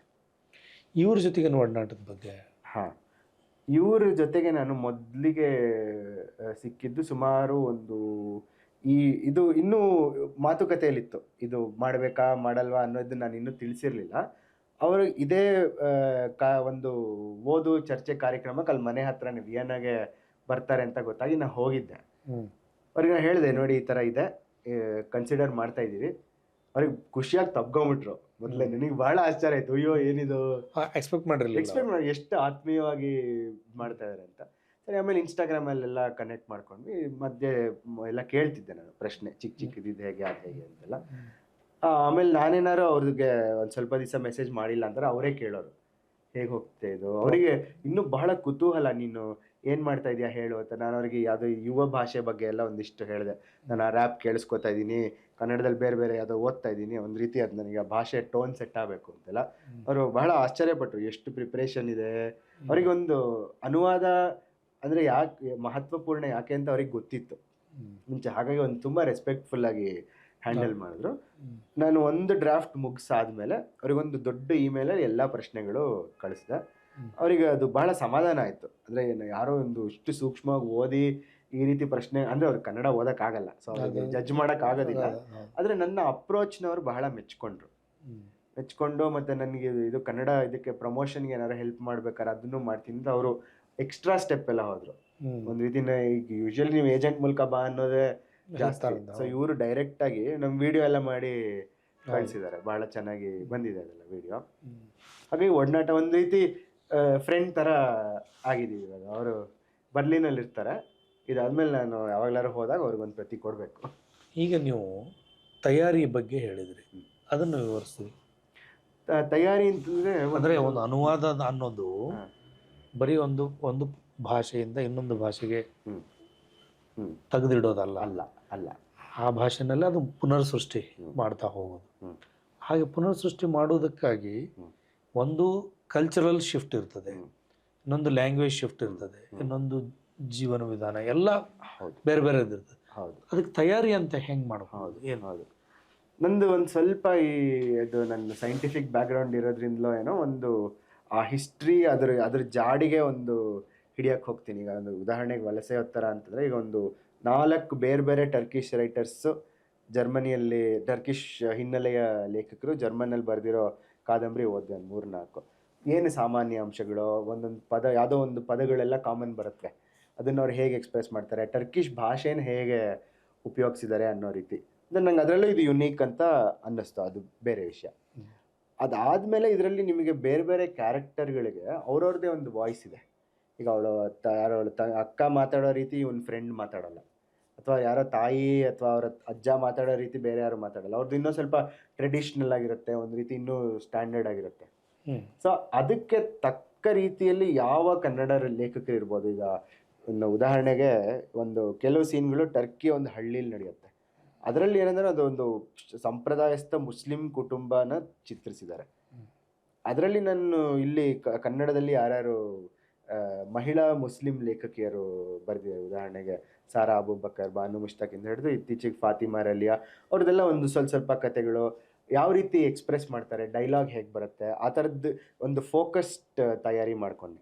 ಮತ್ತು ಯುವ ಭಾಷೆ ಮಾಡೋದಕ್ಕಂತೂ ನಾನು ಬಹಳಷ್ಟು ಇನ್ಸ್ಟಾಗ್ರಾಮ್ ರೀಲ್ಸು, ಶಾರ್ಟ್ ಸ್ಟೋರೀಸ್ ಎಲ್ಲ ನೋಡಿದೆ. ಯಾವ ಪದಗಳು ಇಲ್ಲಿ ಬೆಂಗಳೂರಲ್ಲಿ, ಇವಾಗ ನಾವು ಮಗ ಅಂತಿದ್ವಿ ಬೆಂಗಳೂರಲ್ಲೆಲ್ಲ, ಈಗ ಯಾರು ಮಗ ಅನ್ನೆಲ್ಲ ಬ್ರೋ ಆಗ್ಬಿಟ್ಟಿದೆ. ಅದು ಹೇಗೆ ಚೇಂಜ್ ಆಯಿತು, ಇವಾಗ ಯಾವ ಭಾಷೆನಲ್ಲಿ ಬಳಸಬೇಕು ಅನ್ನೋ ರೀತಿಯೆಲ್ಲ ಬಹಳ ಆಲೋಚನೆ ಮಾಡಿ ಮಗ ಮಚ್ಚ ಎಲ್ಲ ಹೋಗ್ತಾ ಇದೆ ಸರ್, ಎಲ್ಲ ಬ್ರೋ ಯಾರೆಲ್ಲ ಬ್ರೋಗಳು ಅಂದ್ರೆ ಇನ್ನು ಗುರು ಜೆಂಡರೇ ಇಲ್ಲ ಈಗ, ಬ್ರೋ ಜೆಂಡರು ಇಲ್ಲ, ಇಂಟರ್ನ್ಯಾಷನಲ್ ಬೌಂಡ್ರಿನೂ ಇಲ್ಲ ಸರ್. ಹೌದು. ಮೊನ್ನೆ ನನ್ನ ಹುಬ್ಬಳ್ಳಿಗೆ ಹೋಗ್ತಿದ್ದಾಗ ರಾತ್ರಿ ಟಿ ಹೇಳಿದೆ, ಸರ್ ಅಲ್ಲಿ ಬರ್ತ್ ಖಾಲಿಯಾರೆ RSC ಸಿಕ್ಕಿತ್ತು ನನಗೆ. 12 ಗಂಟೆ ಬಂದು ಬ್ರೋ ಅಂತ ಇದ್ದಾರೆ, ನಂಗಿಂತ ಒಂದು 15-20 ವರ್ಷ ದೊಡ್ಡವರು ಅವರು. ಬ್ರೋ ಅಂತ ಇದ್ದಾರೆ ನನಗೆ, ಬ್ರೋ ಅಲ್ಲಿ ಖಾಲಿ ಇದೆ 29 ನಂಬರ್. ಅದೇ ಸೊ ಆ ರೀತಿ ಅದೇ ಇನ್ನು ಹೇಳಿದೆ, ಪದಚರಿತೆ ಇದೆಲ್ಲ ನನಗೆ ಸ್ವಲ್ಪ ಹೆಲ್ಪ್ ಆಗುತ್ತೆ ಈ ರೀತಿ ಅನಲೈಸ್ ಮಾಡೋದಕ್ಕೆ. ಆಮೇಲೆ ಇದರಲ್ಲಿ ಕೆಲವೊಂದಿಷ್ಟು ರ್ಯಾಪ್ ಸಾಲುಗಳು ಬರುತ್ತೆ, ಜರ್ಮನ್ ರ್ಯಾಪ್. ಅದನ್ನ ಕನ್ನಡಕ್ಕೆ ಹೇಗೆ ಮಾಡೋದು, ಅದಿಲ್ಲಿ ಏನಿಲ್ಲ, ಒಂದು 8 ಸಾಲು ಬರುತ್ತೆ ಟೋಟಲ್. ಅದನ್ನ ಕನ್ನಡಕ್ಕೆ ಹೇಗೆ ಮಾಡೋದು ಅಂತ ಮಾಡಿದ್ರೆ ಕನ್ನಡ ರ್ಯಾಪರ್ಸ್ ಬಹಳ ಕೇಳಿಸ್ಕೊಂಡೆ, ಒಂದಿಷ್ಟು ರ್ಯಾಪರ್ಸ್ ಇದ್ದಾರೆ. ಇದಾದ್ಮೇಲೆ ಇದು ಮೇನ್ ಪ್ರಿಪರೇಷನ್, ಯಾರ್ಯಾರಿಗೆ ವಾಯ್ಸ್ ಹೇಗೆ ಕೊಡಬೇಕು ಅನ್ನೋದು. ಅದು ಬಿಟ್ಟರೆ ನಿಮಗೆ ಆ ಎಡಿಟ್ ಮಾಡೋದು ಮತ್ತು ಫ್ಲೋ ಬರೋದು ಅದೆಲ್ಲ ಅದು ರೈಟಿಂಗ್ ಪ್ರಾಸೆಸ್. ಅದು ಈಗ ಇಂಗ್ಲೀಷ್ನಲ್ಲಿ ನಾವು ಸ್ಟಡಿ ಮಾಡುವಾಗ, ನಾವೆಲ್ ಆಗಲಿ ಡ್ರಾಮಾ ಆಗಲಿ ಸ್ಟಡಿ ಮಾಡುವಾಗ ಕ್ಯಾರೆಕ್ಟರೈಸೇಷನ್ ಮೇಲೆ ತುಂಬ ಸ್ಟ್ರೆಸ್ ಕೊಟ್ಟು ಓದ್ತೇವೆ, ಅಧ್ಯಯನ ಮಾಡ್ತೇವೆ. ಇಲ್ಲಿ ಅನುವಾದ ಮಾಡುವಾಗ ಕೂಡ ಈಚ್ ಆ್ಯಂಡ್ ಎವ್ರಿ ಕ್ಯಾರೆಕ್ಟರ್ನ ಐಡೆಂಟಿಟಿ ಇಂಪಾರ್ಟೆಂಟಾ ಮತ್ತು ಅದ್ರ ಮೇಲೆ ವರ್ಕ್ ಮಾಡ್ಬೇಕಂತ ಆಗುತ್ತಲ್ವಾ? ಖಂಡಿತ ಸರ್. ಅಂದರೆ ಕ್ಯಾರೆಕ್ಟರ್ ಇಂಪಾರ್ಟೆಂಟ್. ಆದರೆ ಯಾವ ಮೂಲದಲ್ಲಿ ಯಾವ ರೀತಿ ಭಿನ್ನತೆ ಬಂದಿರುತ್ತೆ, ಒಂದು ಕ್ಯಾರೆಕ್ಟರ್ಗೆ ಒಂದು ನಡವಳಿಕೆ, ಒಂದು ಅದೇ ಒಂದು ಐಡೆಂಟಿಟಿನೇ ಇರುತ್ತಲ್ಲ. Each and every character is an identity. ಅದನ್ನ ಲ್ಯಾಂಗ್ವೇಜ್ ನಲ್ಲೂ ಇರ್ಬೋದು, ನಡವಳಿಕೆ ಇರ್ಬೋದು. ಅಂದರೆ ಈಗ ಒಂದು ಉದಾಹರಣೆ, ಈಗ ಯಾವುದೋ ಒಂದು ಲೈನ್ ಬರುತ್ತೆ ಅದರಲ್ಲಿ. ಈಗ ಜರ್ಮನಿಯಲ್ಲೆಲ್ಲ ಹೆಂಗೆ ಅಂತಾರೆ, ಎಲ್ಲದು ಕ್ಲೋಸ್ ಡೋರ್ಸ್, ಅಲ್ಲಿ ನಮ್ಮ ಥರ ಓಪನ್ ಡೋರ್ಸ್ ಇಲ್ಲ. ಯಾಕಂದರೆ ನಿಮಗೆ ಹೀಟ್ ರಿಟೈನ್ ಮಾಡಬೇಕಲ್ಲ. ಒಂದು ಮ್ಯಾಸ್ಕ್ಯುಲಿನ್ ಆ್ಯಕ್ಷನ್ ಏನಂದರೆ, ಯಾರು ಹೆಂಗಸಿದ್ರೆ ಮೊದಲು ಡೋರ್ ತೆಗೆದುಬಿಟ್ಟು ಅವ್ರನ್ನ ಹೆಂಗಸನ್ನ ಒಳಗೆ, ಲೇಡೀಸ್ ಫಸ್ಟ್ ಅನ್ನೋ ರೀತಿ. ಅದು ಸ್ವಲ್ಪ ಹಳೇ ಶಿವಲ್ರಿ ಸ್ಟೈಲ್ ಅದೆಲ್ಲ. ಆದರೆ ಅದನ್ನೇ ನಾವು ಕನ್ನಡಕ್ಕೆ ಹೇಳಿದ್ರೆ, ಬಾಗಿಲು ತೆಗೆದು ಒಳಗೆ ಹೋಗಕ್ಕೆ ಬಿಟ್ಟ ಅಂದರೆ ಅದರಲ್ಲಿ ನಮಗೇನಂತ. ಸೊ ಅದಕ್ಕೆ ನಮಗೆ ಫೆಮಿಲಿಯರ್ ಇರೋದೇನು, ಅಥವಾ ನಮ್ಮ ಇದಕ್ಕೇನು, ಅದು ಏನು ಹೇಳ್ತಾ ಇದ್ದಾನೆ ಅದರಿಂದ ಅನ್ನೋ ಕ್ಯಾರೆಕ್ಟರ್ ಬಿಲ್ಡ್ ಮಾಡ್ತಾ ಇದ್ದಾನೆ ಅನ್ನೋದನ್ನ ನಮ್ಮ ಕನ್ನಡದಲ್ಲಿ ಏನು ಪ್ಯಾರಲಲ್ ಇದೆ ಅನ್ನೋದನ್ನ ಒಂದು ಸತಿ ನೋಡ್ಕೋಬೇಕಾಗತ್ತೆ. ಸೊ ಈ ರೀತಿದೆಲ್ಲ ಒಂಚೂರು ತಯಾರಿ, ಯೋಚನೆ ಅಷ್ಟೇ. ತಯಾರಿ ಅನ್ನೋಕ್ಕಿಂತ ಅಟ್ ದ ಮೊಮೆಂಟ್ ಇದು ವರ್ಕ್ ಆಗುತ್ತಾ ಇಲ್ವಾ. ಸೊ ಈ ರೀತಿ ಒಂದು ಕಲೆಕ್ಷನ್ ಮಾಡಿನೇ ಅದು ಕ್ಯಾರೆಕ್ಟರ್ ಬಿಲ್ಡ್ ಆಗುತ್ತೆ. ಏನೇನು ಚಾಲೆಂಜಸ್ ಫೇಸ್ ಮಾಡಿದ್ದು ಅನುವಾದ ಮಾಡುವಾಗ? ಈ ಪುಸ್ತಕದಲ್ಲಿ ಚಾಲೆಂಜ್ ಬಹಳ ಅಂತಂದರೆ ಅದು ಫ್ಲೋ ಬರೋದು ಸರ್. ಮೊದಲನೇ ಚಾಪ್ಟರ್ ಒಂದು 10 ಸತಿ ಮಾಡಿರಬೇಕು ಎಡಿಟ್. ಅದರಲ್ಲಿ ಆ ನರೇಟಿವ್ ಸ್ಟೈಲ್ ಹೇಗಿದೆ ಅಂತಂದರೆ, ಅವನು ಹೇಳ್ತಾನೆ, ನಾನು ಇಲ್ಲಿದೆ, ಇನ್ನೊಂದು ಸಿಚುವೇಶನ್ ಇದೆ, ಅದರಲ್ಲಿ ಬಹುಶಃ ನೀನು ಸತ್ತೋಗಿರ್ಬೋದು, ನಾನು ಬದುಕಿರ್ಬೋದು, ಇನ್ನೊಂದಿದೆ ಅದರಲ್ಲಿ ನಾನು ಬದುಕಿರ್ಬೋದು, ನೀನು ಸತ್ತಿರ್ಬೋದು, ಹೀಗೆಲ್ಲ ಹೇಳಿ ಮತ್ತೆ ಪ್ರಸ್ತುತಕ್ಕೆ ಮರಳ್ತಾನೆ. ಅದೊಂದು ಇಂಟರ್ಚೇಂಜ್ ಇದೆ, ಅವನು ಒಂದು ಹಾಗಾಗಿ ಶಿಫ್ಟ್ ಆಗ್ತಾ ಇರುತ್ತೆ. ಅದು ಜರ್ಮನಲ್ಲಿ ತುಂಬ ಚೆನ್ನಾಗಿ ಬಂದಿದೆ. ಅದು ಮೊದಲು ಒಂದು 2-3 ಸತಿ ಮಾಡಿದಾಗ ಕನ್ನಡದಲ್ಲಿ ಏನೋ ವರ್ಕ್ ಆಗ್ತಿಲ್ಲ ಅಂತೆಲ್ಲ ಅನ್ನಿಸ್ತಿತ್ತು. ಈಗ ಯಾವುದು ಡೈಲಾಗ್ಸ್ ಬರುತ್ತಲ್ಲ, ಈ ಒಂದೇನೋ ಕತೆ ಆಗ್ತಾ ಇದೆ, ಇವ್ರು ಮಾಡ್ತಿದ್ದಾರೆ, ಡೈಲಾಗ್ಸ್ ಬರೋದು ಆ ಫ್ಲೋ ತಗೊಳ್ಳೋದು ಸ್ವಲ್ಪ ಸುಲಭ. ಯಾಕಂದ್ರೆ ಡೈಲಾಗಿಂದ ಕ್ಯಾರೆಕ್ಟರ್ ನಡ್ಸ್ಕೊಂಡು ಹೋಗ್ತಾ ಇದೆ. ಅದಕ್ಕೆ ನೀವು ಈ ಪದ ಅದನ್ನು ಕನ್ವೆ ಮಾಡ್ತಾ ಇದೆಯಾ ಅಂತ ಇದೆ, ಅದು ಫ್ಲೋ ಇಸ್ ಗ್ಯಾರಂಟೀಡ್.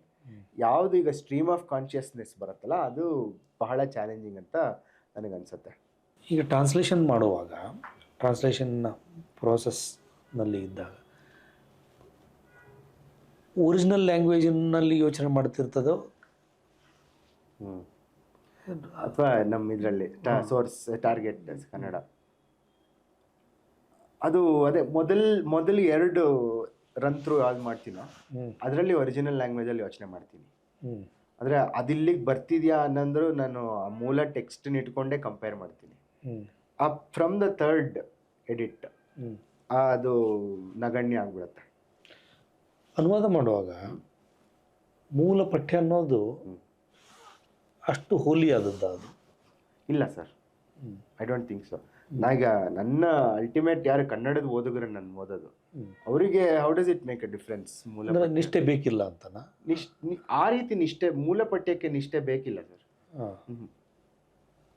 ಅಂದ್ರೆ ಈಗ ಬಟ್ ಅಂದ್ರೆ ಹಂಗಂದ್ರೆ ಒಂದು ಸ್ಪೆಕ್ಟ್ರಮ್ ಇದೆ ಅಲ್ಲ, ಆ ಲಿಬರ್ಟಿ ಯಾವುದನ್ನ ಮೂಲ ಪಠ್ಯದಿಂದ ದೂರ ಚಲಿಸುವ ನಿಷ್ಠೆ ಇಲ್ಲದೆ ಇರುವ ಇದೆ, ಅದೊಂದು ಖಯಾಸನ್ನು ಕ್ರಿಯೇಟ್ ಮಾಡ್ಬೋದು.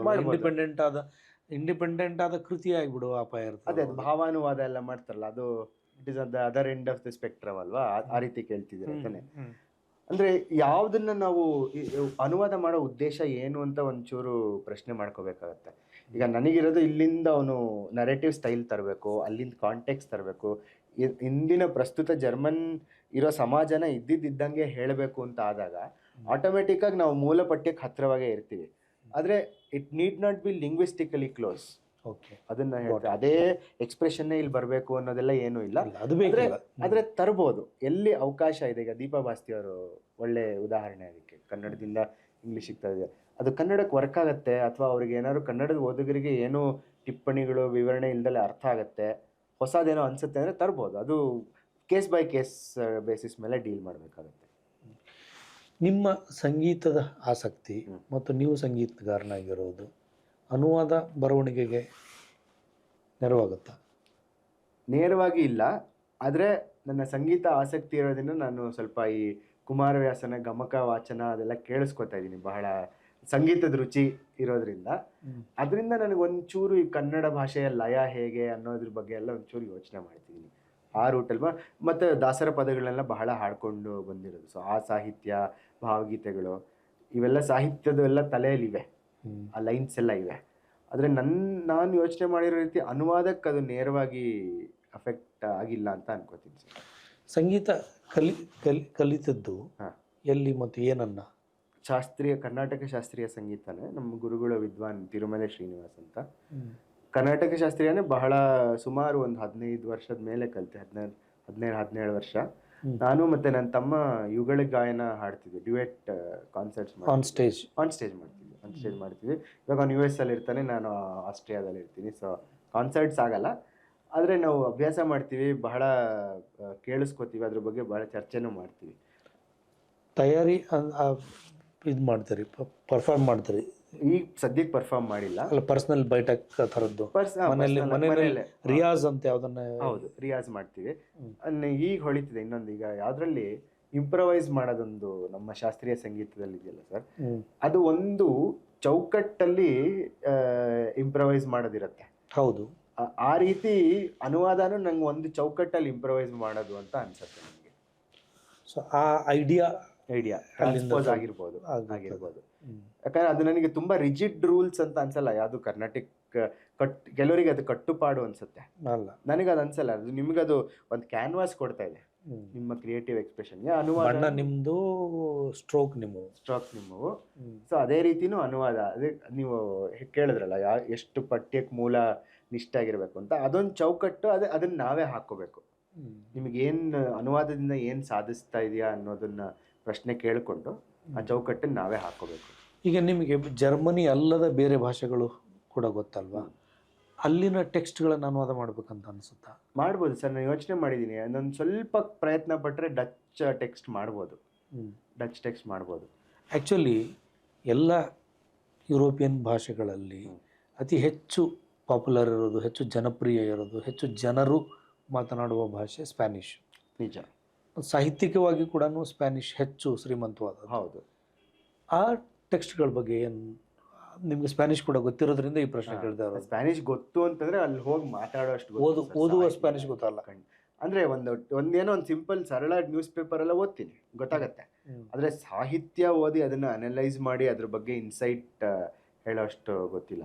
ನೀವು ಇನ್ನೊಂದು, ಈಗ ನೀವು ಯುರೋಪಿಯನ್ ಭಾಷೆ ಅಂತ ಹೇಳಿದ್ರಲ್ಲ, ಅದು ಹೆಚ್ಚು ಜನ ಮಾತಾಡೋದು ನೀವು ಲ್ಯಾಟಿನ್ ಅಮೆರಿಕನೆಲ್ಲ ಸೇರಿಸಿದಾಗ ಬರೀ ಯುರೋಪ್ ಅಲ್ವಲ್ಲ, ಬರೀ ಯುರೋಪ್ ಅಲ್ಲ, ಪಾಪ್ಯುಲರ್ ಲ್ಯಾಂಗ್ವೇಜ್ ಅನ್ನೋ ಅರ್ಥದೊಳಗೆ ಸ್ಪ್ಯಾನಿಷ್. ಫ್ರೆಂಚು ಇದೆಲ್ಲ ಹಾಗೆ. ಹೆಚ್ಚು ಜನ ರೀಚ್ ಆಗ್ಲಿಕ್ಕೆ ನಾನ್ ಇಂಗ್ಲಿಷ್ ಎಲ್ಲ ಇದು ಮಾಡೋದು ಸ್ಪ್ಯಾನಿಷ್ ಅಂಡ್ ಫ್ರೆಂಚ್ ಅಲ್ಲ. ಕರೆಕ್ಟ್. ಇಲ್ಲ ಹಂಗೆ ನೋಡಿದ್ರೆ ಅತಿ ಹೆಚ್ಚು ಜನ ಮಾತಾಡೋದು ಯಾವುದೋ ಇದ್ರದ್ದು ಮ್ಯಾಂಡ್ರಿನ್ ಥರದ ಲ್ಯಾಂಗ್ವೇಜು ಜನ ಮಾತಾಡೋದು ಮಾತ್ರ ಅಲ್ಲ, ಒಂದು ಭಾಷೆಯ ಪ್ರಭಾವಾಲಯ ಅಂತ ಇರ್ತದಲ್ಲ, ಆ ಲೆಕ್ಕದಲ್ಲಿ ಸ್ಪ್ಯಾನಿಷ್, ಫ್ರೆಂಚ್, ಇಂಗ್ಲಿಷೇ ಹೆಚ್ಚು ಪವರ್ಫುಲ್ ಆಗಿರುವಂಥದ್ದು. ಒಂದು ಈಗ ಈ ಒಳ್ಳೆ ಟಾಪಿಕ್ ಹೇಳಿದ್ರಿ ನೀವು. ಜರ್ಮನ್ ಒಂದು ರೀತಿ ನನ್ನ ಕನ್ನಡಕ್ಕೆ ಕಂಪೇರ್ ಮಾಡ್ಕೋಬೋದು. ಏನಂದ್ರೆ ಅದೊಂದು ರೀಜನಲಿ ಬೌಂಡ್. ಎರಡು, ನಿಮ್ಗೆ ಜರ್ಮನ್ನು ಇಷ್ಟರಲ್ಲೇ ಮಾತಾಡೋದು, ಕನ್ನಡನೂ ಇಷ್ಟರಲ್ಲೇ ಮಾತಾಡೋದು. ಹಾಗಾಗಿ ನಾವು ಕನ್ನಡದ ಓದುಗರನ್ನ ಒಂದು ರೀತಿ ಒಂದು ಚೌಕಟ್ಟಲ್ಲಿ ಇಡ್ಬೋದು. ಯಾಕಂದ್ರೆ ನಿಮ್ಗೆ ಕರ್ನಾಟಕ ಒಂದು ಬೇರೆ ಬೇರೆ ಥರದ್ದು ಒಂದು 20 ಥರದ ಕನ್ನಡಗಳಿವೆ ಆಯಾ ಇದರಲ್ಲಿ. ಆ ಜರ್ಮನ್ನು ಅಷ್ಟೇ ಒಂದು 20 ಥರದ ಜರ್ಮನ್ ಇದೆ. ಸ್ಪ್ಯಾನಿಷ್, ಫ್ರೆಂಚನ್ನು ಹಾಗೆ ಮಾಡೋಕ್ಕಾಗಲ್ಲ. ಅದು ಮಲ್ಟಿಪಲ್. ಇಂಗ್ಲಿಷ್, ಸ್ಪ್ಯಾನಿಷ್, ಫ್ರೆಂಚನ್ನು ಹಾಗೆ ಮಾಡೋಕ್ಕೆ. ಆಫ್ರಿಕನ್ ರೈಟರು ಫ್ರೆಂಚ್ ಬರೀತಾರೆ, ಲ್ಯಾಟಿನ್ ಅಮೆರಿಕನ್ ರೈಟರು ಸ್ಪ್ಯಾನಿಷ್ ಬರೀತಾರೆ. ಹೌದು. ಆ ರೀತಿ ಜರ್ಮನ್ ಕನ್ನಡ ಒಂದು ರೀತಿ ಸೇಫ್, ಅದು ಭೌಗೋಳಿಕವಾಗಿ ಒಂದು ಹಂಗೆ ಅನ್ಕೋಬಹುದು. ನಿರ್ದಿಷ್ಟವಾದ ಚೌಕಟ್ಟು ಇರ್ತದೆ, ಒಂದು ಫ್ರೇಮ್ ಅದು. ಹೌದು. ಆ್ಯಕ್ಚುಲಿ ಕನ್ನಡ ಮತ್ತು ಜರ್ಮನಿಯ ಸಂಬಂಧ ಕಿಟಲ್ನಷ್ಟು ಹಳೆ. ಹೌದು, ಕಿಟಲ್ಗಿಂತ ಮೊದಲು ಮರ್ಗ್ಲಿಂಗ್ ಅವರೆಲ್ಲ ದಾಸರ ಪದನೆಲ್ಲ ಜರ್ಮನಿಗೆ ಟ್ರಾನ್ಸ್ಲೇಟ್ ಮಾಡಿದ್ದಾರೆ. ಇಲ್ಲ, ಗ್ರಿಮ್ ಬ್ರದರ್ಸ್ ಇಲ್ಲ, ಕಿಟಲ್ ಬಸಲ್ ಮಿಷನ್ ಇಂದಾನೇ ಶುರು ಆದದ್ದು. ಸೊ ಅದು ಧಾರವಾಡದ ಜೊತೆಗೆ, ಮಂಗಳೂರು ಜೊತೆಗೆ ಸಂಬಂಧ ಕೆಲಸ ಮಾಡೋದು, ಕನ್ನಡ ಕೆಲಸ ಎಲ್ಲ ಮಾಡಿದವರು. ಬಟ್ ಅಲ್ಲಿ ಕನ್ನಡದ ಈ ಕಿಟಲ್ ಹೋದ್ಮೇಲೆ ಅಲ್ಲಿ ಗೊತ್ತಿರೋ ಯಾರಾದ್ರೂ ಇದ್ದಾರ ಅಲ್ಲಿ? ಅಂಥದ್ದು ಏನಾದರೂ ಇದೆಯಾ ಕಿಟಲ್ ಬಗ್ಗೆ? ಅಲ್ಲ, ಒಟ್ಟು ಕನ್ನಡದ ಏರಿಯಾ ಏನಿಲ್ಲ ಅಲ್ಲಿ? ಇಲ್ಲ ಸರ್, ಆ ಥರ ಇಲ್ಲ. ಆದರೆ ಇತ್ತೀಚೆಗೆ ಒಂದು ಜರ್ಮನಿ, ಅಥವಾ ಇದನ್ನ ಇನ್ನೂ ಬೇರೆ ಥರ ಕೇಳೋದಾದರೆ, ನೀವು ಕನ್ನಡಿಗರು ವಾಸಿಸುವ ಆ ಥರದ ಗುಂಪು, ಸಮೂಹ ಥರದ್ದು ಏನಾದರೂ ಇದೆಯಾ? ಅದು ಎರಡೂ ಥರ ಹೇಳ್ತೀನಿ. ಒಂದು ಕಿಟ್ಟಲ್ದು ಹೇಳ್ತೀನಿ. ಇತ್ತೀಚೆಗೆ ಎರಡು ವರ್ಷದ ಕೆಳಗೆ ಒಂದು ಜರ್ಮನ್ ಪತ್ರಿಕೆಯಲ್ಲಿ ಕಿಟ್ಟಲ್ನ ಮರಿ ಮೊಮ್ಮಗ ಒಂದು ಲೇಖನ ಬರೆದಿದ್ರು. ಅದರ ಟಾಪಿಕ್ ಏನಂದ್ರೆ, ಯಾರಿಗೂ ಇಲ್ಲಿ ನಮ್ಮಲ್ಲಿ ಯಾರಿಗೂ ಗೊತ್ತಿಲ್ಲದೆ ಇರೋ ಈ ಪಾದ್ರಿ ಪ್ರತಿಮೆ ಬೆಂಗಳೂರಲ್ಲಿ ಏಕಿದೆ ಅಂತ ಒಂದು ಸ್ಟೋರಿ. ಅದ್ರಲ್ಲಿ ಅವ್ರು ಜರ್ಮನ್ ಓದುಗರಿಗೆ ಹೇಳ್ತಾ ಇದ್ದಾರೆ, ಇವನು ಅಲ್ಲಿಂದ ಬಂದ, ನಮ್ಮ ಕೋಲ್ತಾತ ಇವನು ಅಲ್ಲಿ ಹೋಗಿ ಮಾಡ್ತಾ ಇದ್ದಾನೆ ಅನ್ನೋ ರೀತಿ. ಸೊ ಅಷ್ಟರ ಮಟ್ಟಿಗೆ. ಯಾಕೆ ಅಂತಂದ್ರೆ ಆ ಥರ ಬ್ಯಾಸಲ್ ಮಿಷನರೀಸ್ ಬಹಳ ಹೋಗಿದ್ದಾರೆ. ಮಲಯಾಳಂಗೂ ಹೋಗಿದ್ದಾರೆ, ಎಲ್ಲ ಲ್ಯಾಂಗ್ವೇಜ್ಗೂ ಹೋಗಿ ಅಲ್ಲಿಂದ ಡಿಕ್ಷನರಿಗಳು, ಪ್ರಿಂಟಿಂಗ್ ಪ್ರೆಸ್ ಎಲ್ಲ ಮಾಡಿದ್ದಾರೆ. ಇದು ಕಿಟ್ಟಲ್ ಅವನದು ಇದರಲ್ಲಿದೆ, ಏನು ಗ್ರೇವಲ್ ಟ್ಯೂಬಿಂಗ್ ಅನ್ನಲ್ಲಿದೆ. ಅಷ್ಟರ ಮಟ್ಟಿಗೆ ಕನ್ನಡದವ್ರಿಗೆ ಗೊತ್ತು. ನನಗೆ ತಿಳಿದಿರೋಂಗೆ ಜರ್ಮನ್ರಿಗೆ ಅವನ ಹೆಸರು ಗೊತ್ತೇ ಇಲ್ಲ ಕಿಟ್ಟಲ್ದ. ಕನ್ನಡದ ಚಟುವಟಿಕೆಗಳು ಜರ್ಮನಿಯಲ್ಲಿ ತುಂಬ ಚೆನ್ನಾಗಿ ನಡೀತವೆ ಸರ್.